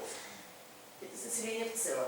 Ну и еще хотела сделать вам акцент на одной актуальной технологии. Сегодня отмечали уже тематику специальной военной операции. Вот. В Иркутской области был создан специальный центр сопровождения семей, участников военной операции при Министерстве социального развития. Была создана такая отдельная большая структура. При этом центре сегодня еще открылся фонд поддержки семей военнослужащих специальной военной операции. То есть, знаете, такой синтез получился оказания государственной помощи по данной проблеме и семьям военнослужащих, и непосредственно участникам СВО. Вот. И такое вот внедрение некоммерческой формы социальной работы, когда есть фонд со всеми вытекающими последствиями и, естественно, способы, формы оказания помощи такой категории, таким семьям, они расширяются благодаря синтезу государственной и общественной заботы о такой категории. Ну, коротко, если то схема работы данного центра, она перед вами, да, работа оказывается комплексная, системная, вот. Начиная от первичных обзвонов, консультирования, как вы видите на слайде, сбора анализа данных, работы конкретно с каждым кейсом, с каждым случаем, с каждым человеком. Вот. И обязательно, конечно, как итог, это обратная связь. Лично губернатор держит, так сказать, на контроле работу этого центра, он посещает данный центр, вот, так сказать, смотрит отчеты Министерства социального развития, в общем, держит на контроле, понятно нам почему, вот работу данной структуры. Вот. Ну и, конечно, плюс работы такой организации – это системная, комплексная работа. А проблем, конечно, очень много. Вот перед вами вы видите на слайде сейчас задачи специалиста по социальной работе, которые как раз и консультируют по тем мерам социальной поддержки, которые может получать данная категория. Ну, на мой взгляд, в принципе, их немало сегодня мер социальной поддержки реализуется, да? Вот. Иркутская область большой регион достаточно. И И, конечно же, областной центр, он осуществляет связь по поддержке семей военнослужащих с муниципалитетами. Вот. Порой они бывают у нас и крайне отдаленные, но расстояние не преграда, поскольку я уже отметила, что наша, так сказать, правящая элита региона большое очень внимание уделяет данной проблеме. Элементарное решение каких-то бытовых вопросов. Вот. Работа огромная волонтерского штаба Иркутской области. У нас вот мощное движение волонтерское, ребята, молодая гвардия, волонтеры Победы, волонтеры-медики. Они с большим удовольствием откликаются, выезжают в отдаленные края Иркутской области, просто даже, допустим, порубить дрова, просто помочь принести воды, помыть окна, ну и так далее, и так далее. Да? То есть, опять же, такое сетевое комплексное взаимодействие. Естественно, это и консультирование юридическое в этом центре осуществляется. Вопрос очень важный. Вот.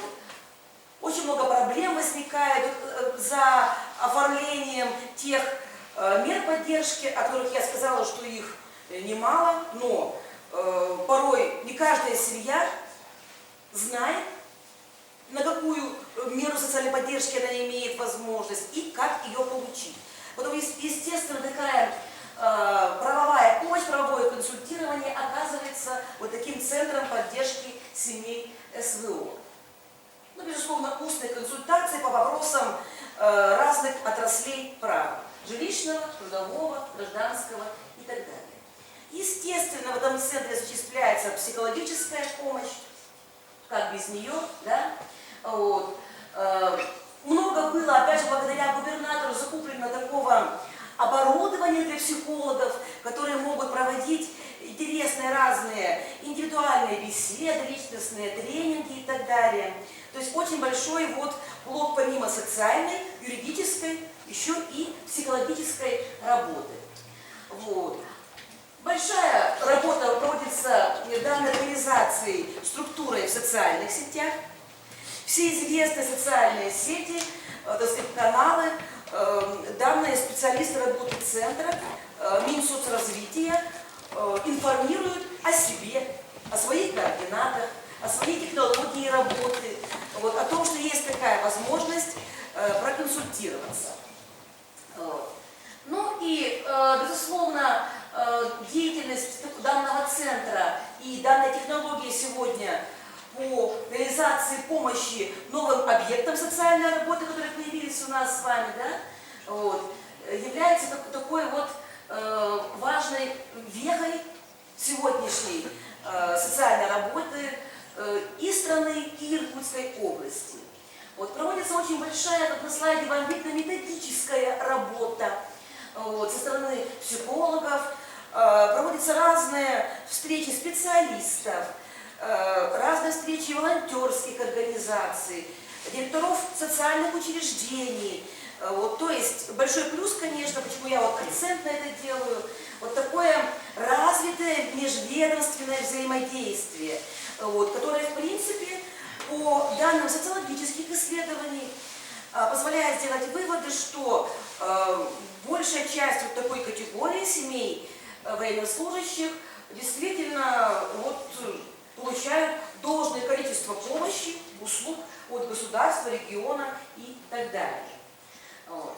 И еще таким третьим моментом хотела бы я, так сказать, поделиться с вами.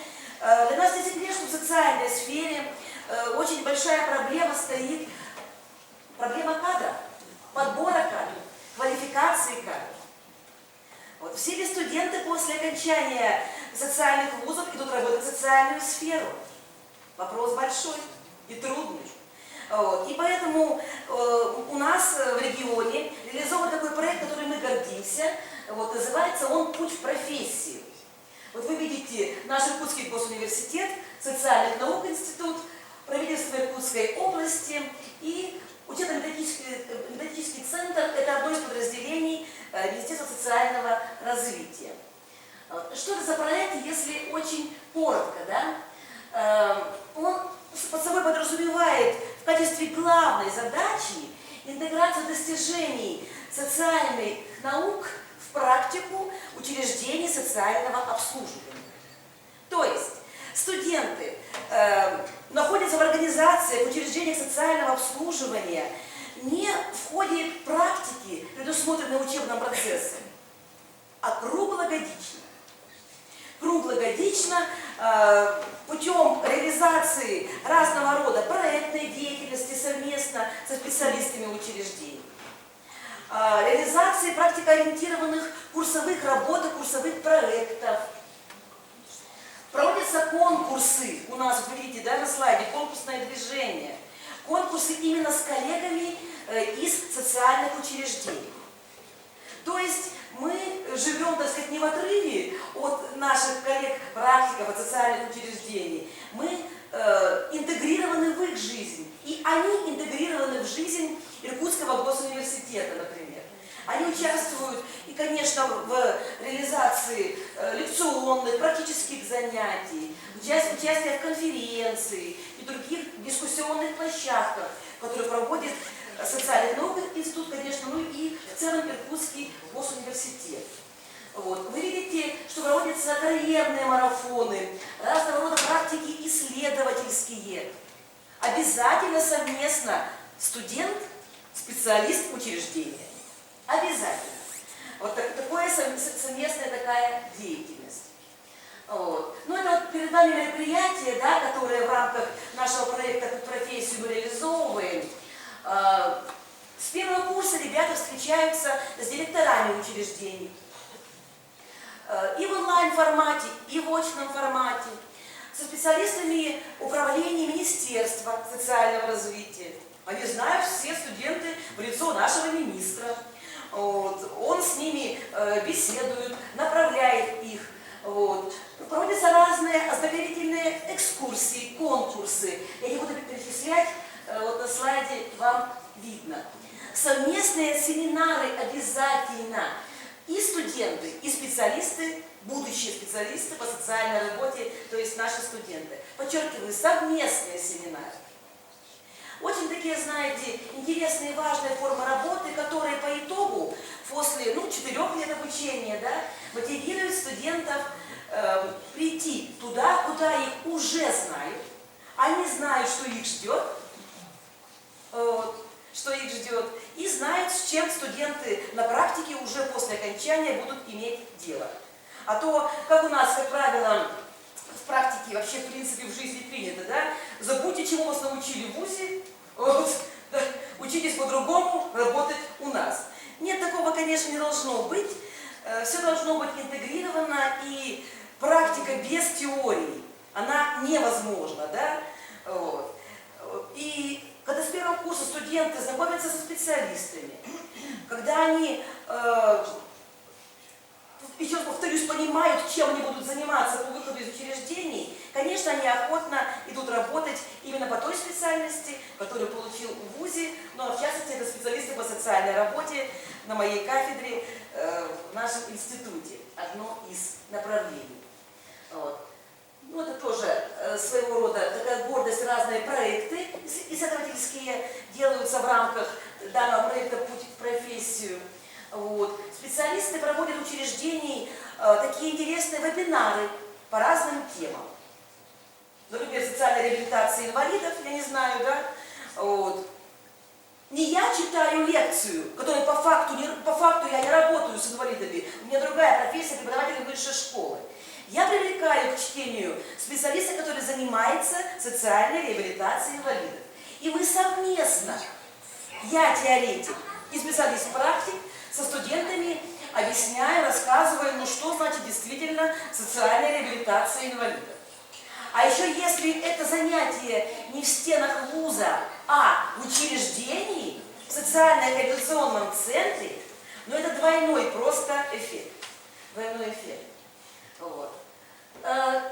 Вот сильно пока единственно не могу вам сейчас прямо похвастаться конкретными цифрами, потому что мы этот проект реализовываем недавно. Наверное, через год-два приеду к вам на конференцию и скажу, сколько студентов в рамках данного проекта у нас действительно идут работать по своей специальности, вот сколько было до и сколько после реализации. Пока вот лишь 2 года мы занимаемся, что вот не позволяет нам прямо такие вот полные данные сегодня сказать. Но в плане такого стороннего наблюдения я от себя могу сказать, что заинтересованность студентов, когда мы стали вот именно в таком ключе с ними работать, стала гораздо больше, чем была, допустим, до реализации этого проекта. И еще, что мне понравилось в рамках этого проекта, вообще инициаторами его, чтобы привлечь к себе своих сотрудников, были не мы, а само Министерство социального развития Иркутской области. Ну, как я вначале озвучила, когда говорила о данной технологии, кадровая проблема, она свойственна для любых сфер, ну, для социальной в частности, да? Поскольку особая сфера, особые люди, особые специалисты. Вот. И повторю, что действительно глаза у ребят по-другому горят.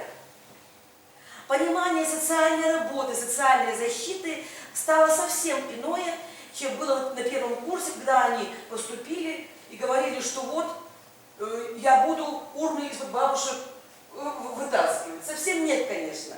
Вот. После работы и общения вот с руководителями, с работниками, специалистами, действительно понимают уже первокурсники сущность, важность, актуальность профессии специалиста по социальной работе. Вот. Конечно, здесь была работа проведена большая с министерством у нас, скрывать не буду. Мы разрабатывали модели данного сотрудничества, дискуссионные площадки проводили. Что лучше конкретно, как нам вот эту работу выстраивать, как найти синтез теории и практики. Заменить лекции профессоров практиками полностью тоже не вариант. 50 на 50 сделать, ну, как один из вариантов. А форм работы сегодня, конечно, много, да? Конечно, много. Ну, вот такая очень, на мой взгляд, форма работы в Иркутской области, которой можно гордиться, да? Иркутский госуниверситет и Минсоцразвитие Иркутской области. Ну и еще поделюсь с вами одной формой работы. Наверняка вы тоже о ней слышали, но здесь тоже вот в Иркутской области есть такие особые подходы, семейные многофункциональные центры.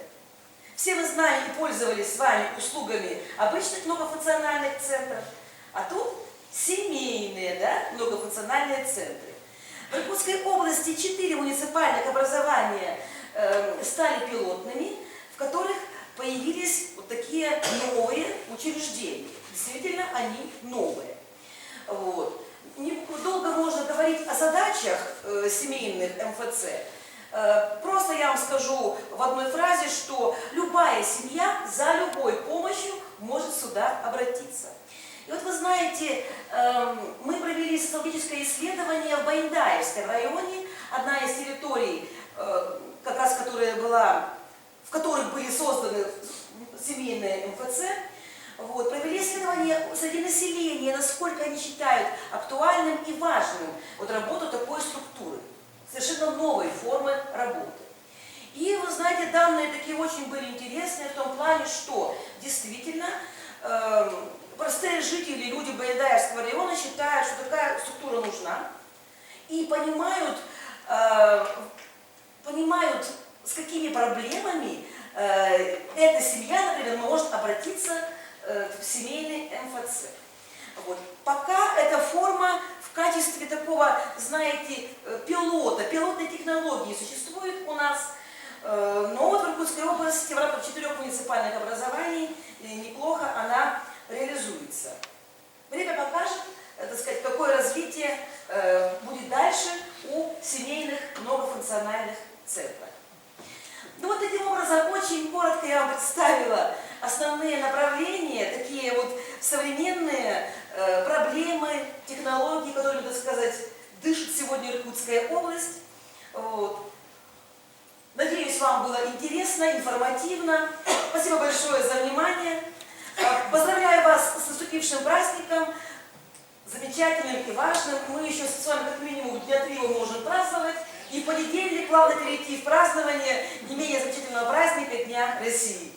Спасибо за внимание.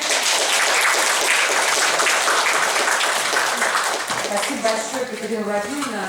Сегодня Катерина Владимировна и Надежда Викторовна с корабля на бал. Благодарю Институт социальной работы. Это за такой практикоориентированный доклад. Было очень интересно послушать. Ну и мы в начале нашей конференции говорили о том, что мы, наверное, будем дальше сотрудничать с вами. Итак, для доклада приглашается Лагуда Наталья Григорьевна, доцент кафедры теории социальной работы, заведующий отделом подготовки кадров высшей квалификации Бурятского государственного университета. Тема доклада – это особенности подготовки кандидатов, замещающих родителей, и сопровождения замещающих семей в Республике Бурятия. Коллеги, уважаемые студенты, преподаватели, гости нашего университета. Очень рада видеть сегодня вас в нашем замечательном зале заседания ученого совета. Хотелось бы поздравить всех еще раз с праздником, с Днем социального работника, пожелать всем больших успехов, терпения, добра, мира и благополучия. К теме нашего доклада. В Республике Бурятия, конечно же, уделяется большое внимание проблеме социального сиротства, поскольку, как мы знаем, ребенок должен жить и воспитываться в семье. Семья является самым важнейшим институтом социализации и оказывает огромное влияние как на духовное, так и физическое развитие детей. Если у ребенка нет семьи, это может привести к нарушениям как психологического, так и социального характера. Именно поэтому проблема улучшения положения детей-сирот и детей, оставшихся без попечения родителей, это важнейшее направление социальной политики государства. В 2022 году в Республике Бурятия насчитывалось 5064 детей-сирот и детей, оставшихся без попечения родителей.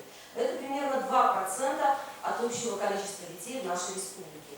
Наиболее распространенные формы жизнеустройства детей-сирот и детей, оставшихся без попечения родителей, это опека и попечительство, а также приемная семья. Опека и попечительство у нас охвачено 2608 детей, и в приемной семье находится 1901 ребенок. Но вместе с тем необходимо отметить тот факт, что, например, в 2022 году 83 ребенка были возвращены из замещающих семей в детские дома и в интернатные учреждения. И важно, что более половины ребят были возвращены по инициативе приемных родителей. Таким образом, замещающие семьи не всегда справляются с возникающими трудностями и проблемами, и в связи с этим студентами, преподавателями нашей кафедры проводится уже не один десяток лет исследования, которые как раз направлены на выявление проблем детей-сирот, на изучение форм их жизнеустройства. Мы изучаем проблемы особенностей замещающих семей, различные технологии, формы, методы сопровождения таких семей.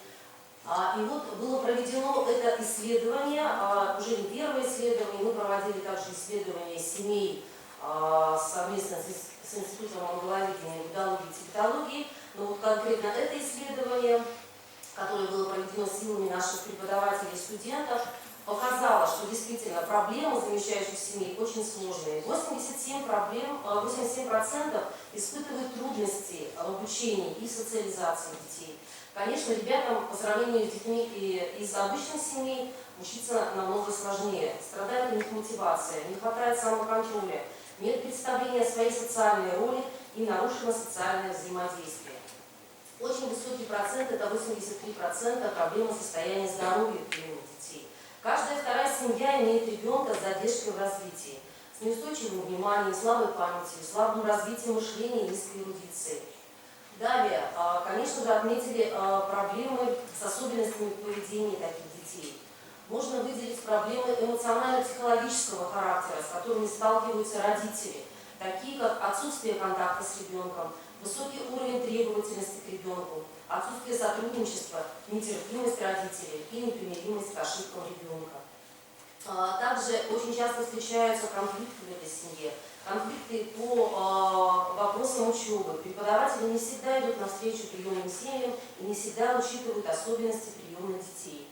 Также 26% наших респондентов говорили о том, что им не нравится негативное отношение окружающих, что они не понимают мотивов, для чего столько детей брать в приемную семью и как они будут решать проблемы, которые возникают в их семьях.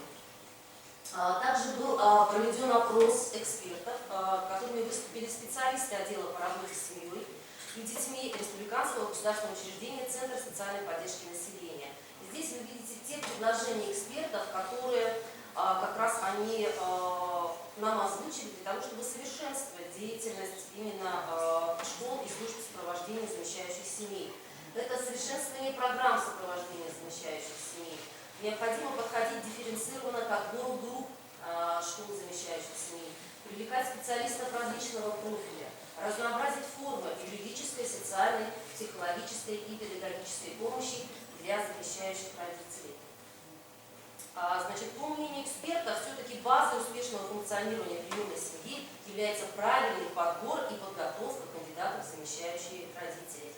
Это невозможно без диагностики при отборе кандидатов, разработки соответствующей базы их профессиональной деятельности. Для качественного выполнения обязанностей у приемных родителей должны быть необходимы компетенции, профессиональная ответственность и уровень психологической и педагогической подготовки. Далее мы рассмотрим три основные стратегии, которые в настоящее время в теории и практике социальной работы существуют. Первая стратегия – это стандартная стратегия, она является наиболее распространенной в российских школах замещающих семей, когда в группу набираются все желающие, без дифференциации групп. К положительным моментам данной стратегии относится большой охват слушателей, работа по единой программе, используются единые подходы. Вместе с тем мы отмечаем ряд недостатков, которые есть в данной стратегии. Во-первых, индивидуальный опыт участников данной группы остается неучтенным. Некоторые кандидаты не имеют опыта воспитания детей. Кандидаты различаются по формам жизнеустройства. Это может быть усыновление, опека, приемная семья. Различается мотивация приема ребенка. Таким образом, не учитываются индивидуальные особенности семей, что не позволяет создать эффективные условия для обучения. Также можно сказать, что в данной стратегии нет этапа отборочного, на котором анализируются социальные, психологические характеристики кандидатов в приемные родители. Это может быть потеря кровного ребенка, многократные неудачные попытки использования методов репродукции человека, что может привести к непредсказуемым последствиям в период работы группы. Организаторам и педагогам школы замещающих родителей необходимо знать индивидуальные особенности участников, чтобы оказывать им необходимую поддержку. И, наконец, поскольку группа является разнородной, трудно будет планировать результаты подготовки именно по своей программе. Следующая стратегия – это дифференцированный набор группы по критериям. Данный подход, по мнению экспертов, является наиболее эффективным.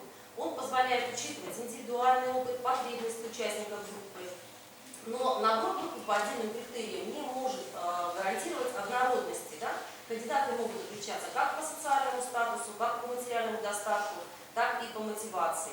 Вместе с тем опыт каждого кандидата оказывает положительное влияние на других участников группы. Можно опираться на следующие классификации при отборе в школу замещающих родителей. Во-первых, это по форме семейного устройства. Мы выделяем усыновителей, кровных опекунов, попечителей и также мы выделяем приемные и патронатные семьи. То есть по данной классификации можно набирать определенные группы. Далее, по опыту приемного родительства здесь выделяются начинающие приемные родители, которые обращают внимание на работу именно с образом ребенка, то есть какого ребенка они хотели бы видеть, с какими характеристиками, работа с мотивацией и обучение с опорой на опыт. И, конечно же, есть опытные семьи, которые уже воспитывают приемных детей. Здесь, конечно, с ними работать и интереснее, и сложнее, с другой точки зрения, поскольку здесь уже есть определенный опыт, и нужно делать акцент на разбор схожих случаев, сложных каких-то случаев, приглашать экспертов уже по конкретному запросу семьи, либо ограничивать сроки проведения этих курсов, то есть готовить их уже в более короткие сроки. Далее, по семейному опыту и опыту супружества мы выделяем полные семьи, супружеские пары, и неполные семьи, когда одинокие родители хотят принять в семью детей. То есть здесь, конечно же, тоже разница будет между ними колоссальная. Здесь мы уже выделяем в полной семье, готовим обоих супругов, поскольку им необходимо пройти, работаем с их мотивацией и предотвращаем риск от приемного ребенка. Потому что есть такая мотивация, существует, что ребенок сможет скрепить семью, что он поможет избежать развода. А разводов мы знаем сегодня достаточно много, на 1000 браков у нас 1041 развод. И, конечно же, риск отказа от приемного ребенка, он очень высок. И, наконец, в неполных семьях мы уже будем работать с личной историей кандидата, то есть почему, да, он решил принять ребенка в приемную семью, работу с мотивацией, и будем проводить индивидуальные консультации. Далее, по опыту воспитания детей, значит, мы разделяем на семьи, имеющих кровных детей, то есть у кого есть уже опыт собственных детей, родители с потерей кровного ребенка, очень сложная группа, да, то есть требует индивидуального подхода, определенных технологий, и семьи без кровных детей. Можно следующий слайд, пожалуйста. И, наконец, третья стратегия – это смешанная стратегия. В ней объединяются элементы двух предыдущих стратегий набора групп. И согласно данной стратегии, в группы могут быть приняты все желающие, но после начала занятий происходит дифференциация групп и деление ее на несколько подгрупп. Можно проходить занятия как для всей группы, так и факультативные занятия по интересным потребностям. Отдельное занятие можно провести для категории родителей, желающих усыновить ребенка для более глубокого изучения детской психологии, основ педиатрии и неонатологии. Основным преимуществом таких групп является, конечно, взаимный обмен опытом опытных родителей и новичков и родителей с разными запросами и проблемами. Острыми и значимыми для современной системы сопровождения, да, жизнеустройства детей остаются проблемы именно сопровождения приемных семей. Особое внимание в Республике Бурятия уделяется сопровождению замещающей семьи. Этот вид деятельности требует специальных навыков, умений, владения системой профессиональных знаний, опыта работы с замещающей семьей. И специалисты по сопровождению замещающей семьи должны понимать всю технологию работы с замещающей семьей на различных этапах. В настоящее время мы видим, да, в Республике Бурятия существует 16 служб сопровождения замещающих семей, 17 школ и одно учреждение дополнительного образования. 50 специалистов работают в этих службах. Какие же основные направления деятельности вы видите? Да? Это первая организация содействия устройству детей на воспитание в семью, это проведение различных информационных кампаний для лиц, которые желают усыновить или принять в семью ребенка. Второе направление – это подготовка кандидата, замещающий родителей, о чем мы говорили с вами ранее. Третье – это как раз сопровождение замещающих родителей. Здесь хотелось бы отметить очень интересный опыт нашей кафедры, который уже начиная с 2021 года существует, да, как раз вот помощь замещающим родителям, проведение для них курсов повышения квалификации совместно с Центром социальной поддержки населения, получается, Ассоциация приемных родителей. Эти курсы повышения квалификации было охвачено в 2021 году более 100 слушателей из разных районов республики. Это Бичурский, Мукушевирский, Кяхтинский, Джигинский, Закавинский, Баунтовский район и город Улан-Удэ. Было проведено обучение на базе Бурятского государственного университета, и слушатели получили дипломы, удостоверения. Действительно, они повысили свою квалификацию, и в 2022 году эта работа была продолжена. Здесь уже проводились занятия по теме особенности работы с детьми, оставшимися без попечения родителей в условиях приемной семьи. Охвачено уже было 4 района: Равнинский, Кишиневский и Волгинский, и Мукушевирский. Это было более 80 человек. И интересно, что еще работа проводилась с детьми из приемных семей.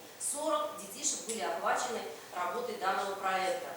Занятия проходили на базе районных отделов социальной защиты, отделов опеки и попечительства. Родители, по отзывам родителей, они научились эффективным формам поведения в различных социальных ситуациях, освоили способы конструктивного разрешения проблем и освоили методы работы с трудным поведением подростков. И благодаря таким занятиям, конечно, родители смогут самостоятельно преодолевать тревожность, неуверенность, да, приобретут гибкость своего поведения. И знания, конечно же, им будут необходимы, помогут изменять жизненные ситуации и улучшать условия жизни ребенка и семьи. И, наконец, вот четвертая стратегия, четвертое направление деятельности – это общественное объединение замещающих родителей. Это очень эффективная технология, поскольку она используется в разных регионах Российской Федерации. Мы также изучали их опыт, да, клубы замещающих родителей, также эксперты нашего исследования отметили, что это очень здорово, когда объединяются родители, они делятся опытом, обсуждают вопросы, волнующие по воспитанию детей, проводят разные тематические праздники. То есть это их объединяет в неформальной обстановке, они могут обсудить все, что их волнует. Таким образом, замещающие семьи, как форма жизнеустройства детей-сирот, оставшихся без попечения родителей, в Республике Бурятия развивается достаточно эффективно. Внедряются новые технологии, формы и методы сопровождения замещающих семей. А полученные результаты исследований, которые проводятся нашими преподавателями, студентами, совместно с учеными Института монголоведения, педагогики и диалектологии помогут, на наш взгляд, совершенствовать деятельность служб сопровождения замещающих семей, подбору кандидатов и разработке программ школы приемных родителей. А также в дальнейшем мы будем сотрудничать по сопровождению этих семей и продолжать проекты для повышения квалификации приемных родителей. Спасибо за внимание. У меня все. Спасибо большое, Наталья Григорьевна. Мне хотелось бы отметить, что Наталья Григорьевна у нас ведет очень большое направление на нашей кафедре. Она читает такую дисциплину, как семьеведение, и уже более 100 дипломников защищены по теме семья и детство. И спасибо, что вы обобщили тот опыт, который у нас есть на кафедре. Спасибо. Итак, у нас сейчас новые формы работы. И у нас поступил доклад Валеевой Наили Шаукатовны, профессора, заведующего кафедрой социальной работы, педагогики и психологии Казанского национально-исследовательского технологического университета. Тема доклада – это социальное образование в современной России. Наиля Шаукатовна не смогла быть на нашей конференции и прислала видеодоклад. И, пожалуйста, внимание на презентацию.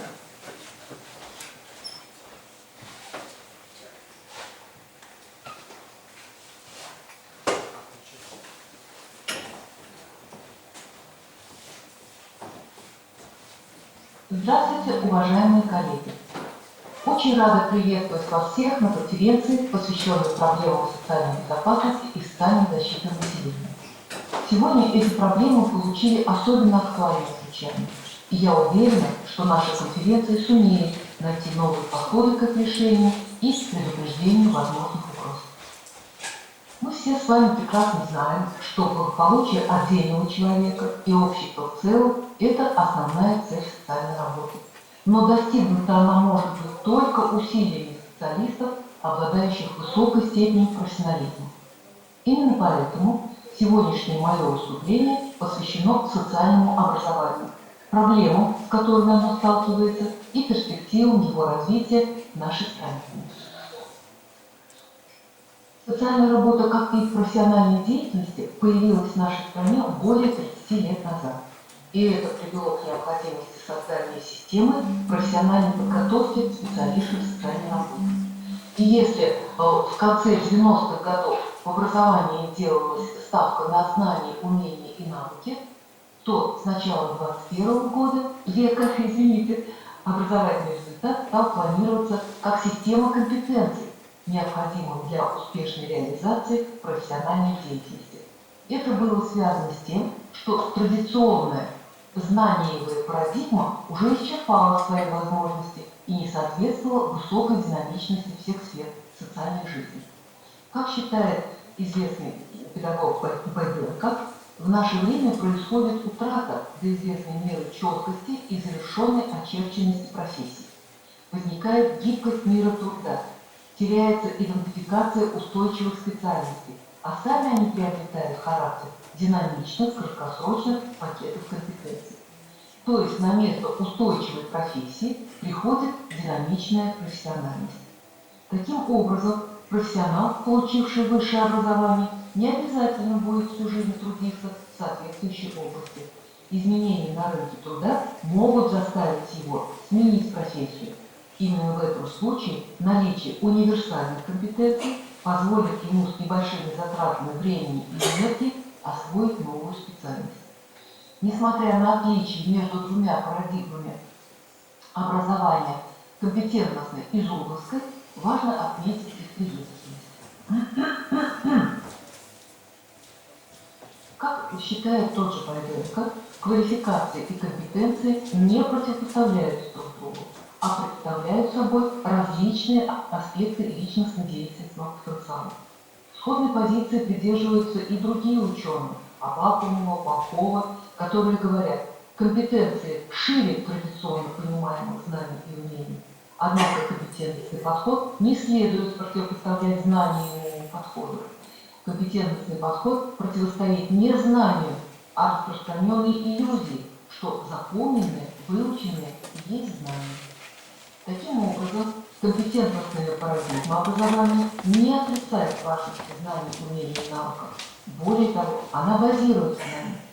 Однако в данном случае они дополняются практическим опытом их применения в профессиональной деятельности. При таком подходе обучаемому предлагается не готовое знание, а создаются условия, в которых оно может быть получено. Причем эти условия создаются в контексте будущей практической деятельности. Внедрение компетентностного подхода в нашей стране не обошлось без противоречий. Одна из ключевых проблем связана с использованием различных концептуальных подходов к проектированию стандартов высшего образования, ВОСов и профессиональных стандартов. В основу образовательных стандартов, как мы знаем, положен компетентностный подход, в котором заложены идеи компетенций и компетентности будущего специалиста. И они заложены в самом стандарте. В то же самое время профессиональные стандарты, разрабатываемые Министерством труда, занятости и социальной защиты, базируются на другой теоретической основе, а именно на функциональном подходе. Например, профессиональный стандарт специалист по социальной работе, принятый Министерством труда и соцзащиты, в своей основе содержит такие ключевые понятия, как трудовые функции, трудовые действия, необходимые знания, умения, которые уже относятся к функциональному подходу, а не к компетентностному. Как следствие, возникает проблема, связанная с согласованием требований при подготовке профессионала с требованиями к будущей профессиональной деятельности. Эта проблема носит системный характер, и поскольку ее истоки лежат в основе проектирования стандартов, то она становится источником новых и новых проблем и противоречий. Поэтому в настоящее время остро встает вопрос о соотношении этих двух подходов. Переход системы образования на компетентностную парадигму ставит вопрос о месте компетентностного подхода среди других научных подходов и их взаимосвязи. Согласно концепции Гаудера-Юдина, на первом философском уровне находятся системный, генетический, эволюционный подходы. На втором общенаучном уровне может находиться междисциплинарный, комплексный, синергетический, функциональный подход. К уровню конкретной науки могут быть отнесены культурно-исторический, культурологический, личностный, деятельностный, а также аксиологический, контекстный и личностно-деятельностный подходы. Сюда же, по мнению Зимний, может быть отнесен компетентностный подход, как определяющий результативно-целевую направленность образования. Большинство исследователей указывают на тесную связь компетентностного и деятельностного подхода. С одной стороны, компетентность работника может проявиться только при осуществлении профессиональной деятельности. С другой же стороны, сама компетенция позволяет накопленным знаниям проявиться и опять же только в деятельности. Таким образом, компетентностный подход занимает промежуточную позицию между традиционным зоновским и деятельностным подходами, не противоставляя их друг другу, а объединяя в систему, которая в свою очередь создает условия для возникновения синергетического эффекта.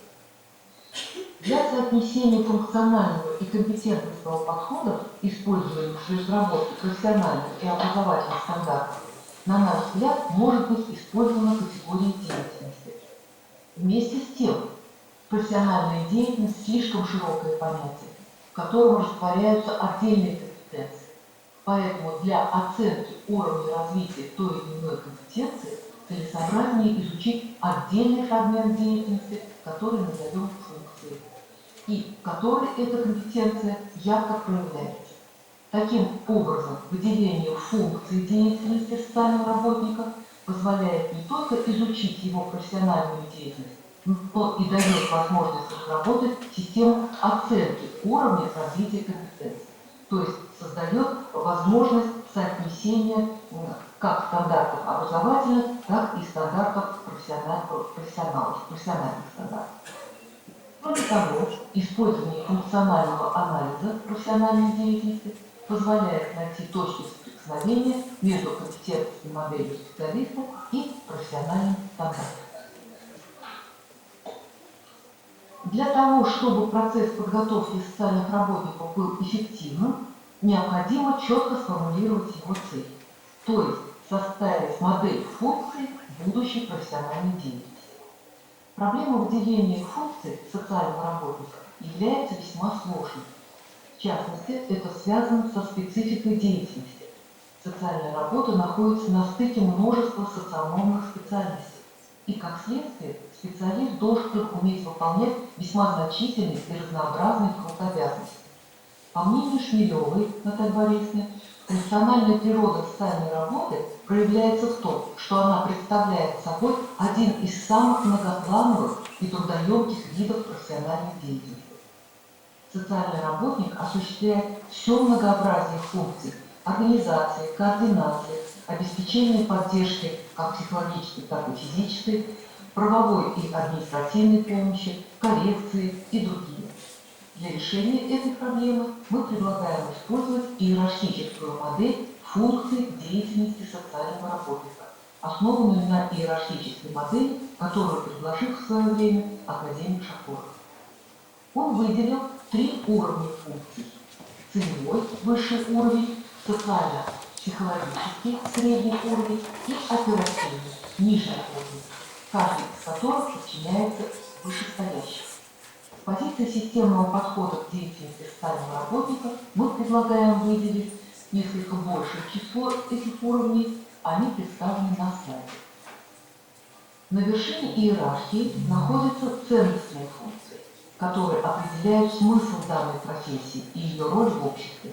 В случае социальной работы это нравственно-гуманистические функции, которые носят глобальный характер и реализуются наряду с социальной работой многими другими, так называемыми помогающими профессиями.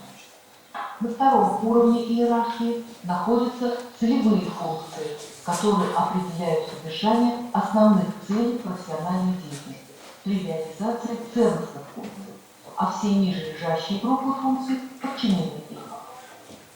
Анализ содержания социальной работы позволил выделить 3 целевые функции, которые реализуют в своей деятельности социальной работы. Это функции социальной помощи и поддержки, функции фасилитации и развития и профилактические функции. 3-й уровень иерархии – это функции видов профессиональной деятельности, раскрывающие специфику деятельности социального работника. Такие функции, как социально-технологическая, организационно-управленческая, социально-проектная, научно-исследовательская и педагогическая функции. Они также отражены в вопросе ВО, последней редакции. Следующий уровень иерархии функций – это функции трудовых процессов. Этот уровень дает описание конкретных видов воздействия, которые осуществляет социальный работник в рамках той или иной функции деятельности. Ну и, наконец, 5-й уровень иерархии функций – это уровень операционных функций. Он имеет в качестве основания классификации этапы профессиональной деятельности социального работника, такие как диагностику проблемы, планирование действий и реализация плана, контроль, оценку достигнутых результатов и по необходимости и корректировку. Таким образом, проблему построения непротиворечивой классификации функций деятельности социального работника можно решить на основе системного подхода путем представления всей совокупности функций в виде иерархически организованной системы задач, образующей несколько уровней. Эта модель отражает цель высшего образования, высшего социального образования и в то же время оперирует теми функциями, которые закреплены в профессиональном стандарте социального работника. Таким образом, вот данная модель позволяет соотнести и сблизить, приблизить друг к другу эти 2 модели. Ну и в качестве подведения итогов мы можем сделать следующие выводы. Первое. Становление и развитие системы высшего образования неразрывно связано с историей нашей страны. Большое влияние на систему подготовки социальной работы оказала реализация Болонского соглашения и внедрение компетентного подхода в систему высшего образования. Второй глобальный вывод, к которому мы приходим, Это применение функционального подхода при проектировании и анализе многоуровневой системы подготовки специалистов, позволяет сгладить противоречия, связанные с внедрением компетентного подхода, и более полно учесть требования профессиональных стандартов. Ну и, наконец, иерархическая модель, представленная на этом слайде, функции социального работника, позволяет упорядочить и структурировать функции социального работника и решить таким образом проблему создания непротиворечивых классификаций. Вот к таким выводам мы пришли в своем исследовании, и я надеюсь, что эта информация будет полезна для нас в плане подготовки будущих социальных работников, и вы на своих очных заседаниях, на круглых столах сможете обсудить эту проблему. Но, к сожалению, поучаствовать в обсуждении и ответить на вопросы я не смогу по техническим причинам, но я думаю, что на этом наши контакты не закончатся. Мы будем общаться и долгие годы. Долгие годы. Спасибо за внимание. Уважаемые участники конференции, поступил еще один видеодоклад из Томиной Ольги Борисовны, заведующей кафедрой социально-политической дисциплины Иркутского государственного университета, на тему «Информационный террор и иллюзии социального включения». Предлагаю этот доклад перенести после обеда на секционное заседание. Не возражаете? Уважаемые участники конференции, есть вопросы к выступающим? Или мы вопросы и прения перенесем на секционное заседание? Хорошо. Итак, в 13:30 в главном корпусе по улице Смолина, 24А начнутся секционные заседания, на которых будут заслушаны доклады, а также обсужден проект резолюции нашей конференции. Также итоги конференции будут обсуждены на круглом столе 9 июня на тему, круглый стол на тему современной тенденции развития социальной защиты населения в изменяющихся условиях. Ну а сейчас мы приступаем к приятной торжественной части награждению. Пожалуйста, я приглашаю Юлию Валерьевну, уполномоченного по правам человека Республики Бурятия, для награждения.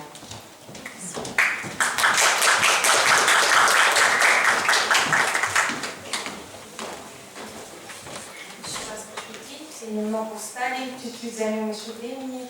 Приятное награждение и еще раз слова благодарности за совместную работу. Ребята у нас успешно проходят практику, ну и в целом за взаимодействие, поддержку. Я с большой благодарностью, радостью хочу вручить ряд благодарственных писем заместителю декана по воспитательной работе социально-психологического факультета Бурятского государственного университета Михалеву Артему Алексеевичу.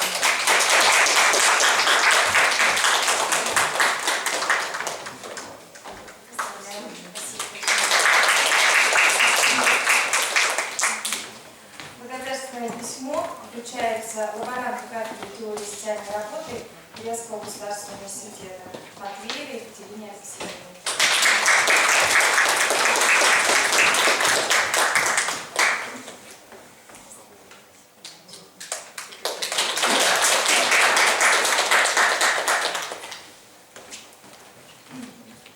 С большим удовольствием вручаю благодарственное письмо Потамановой Ольге Владимировне, выражая вам благодарность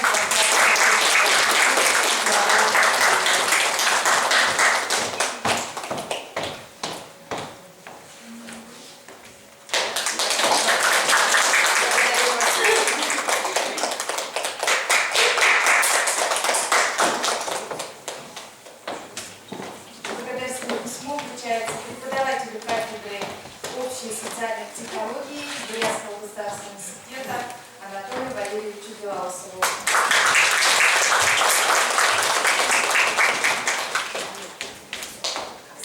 Спасибо большое.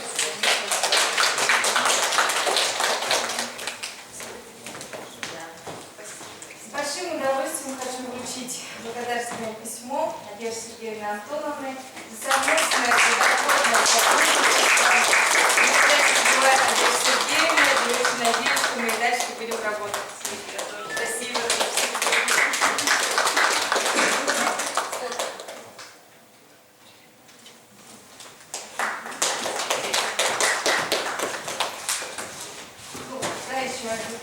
совместно училась с нами младше, сейчас это уже старший преподаватель кафедры теории социальной работы Базарова Екатерина Борисовна.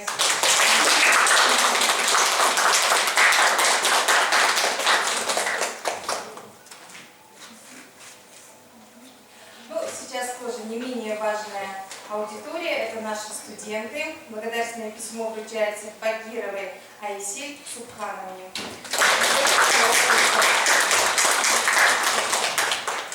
Больших вам успехов, впереди удачной сессии.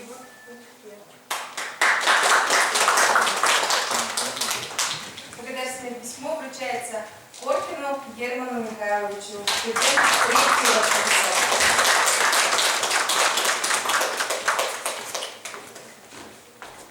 Успешных знаний и учебы.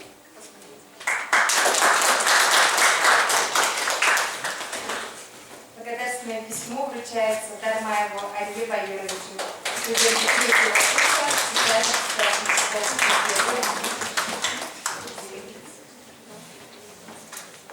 Очень рада вручить вам благодарственное письмо. Поздравляю.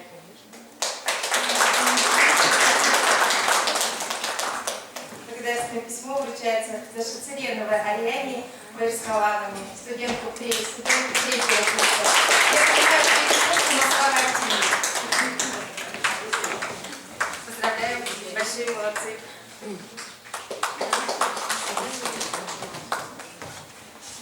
Благодарственное письмо вручается Немаеву Роману Бояровичу, студенту 3-го курса.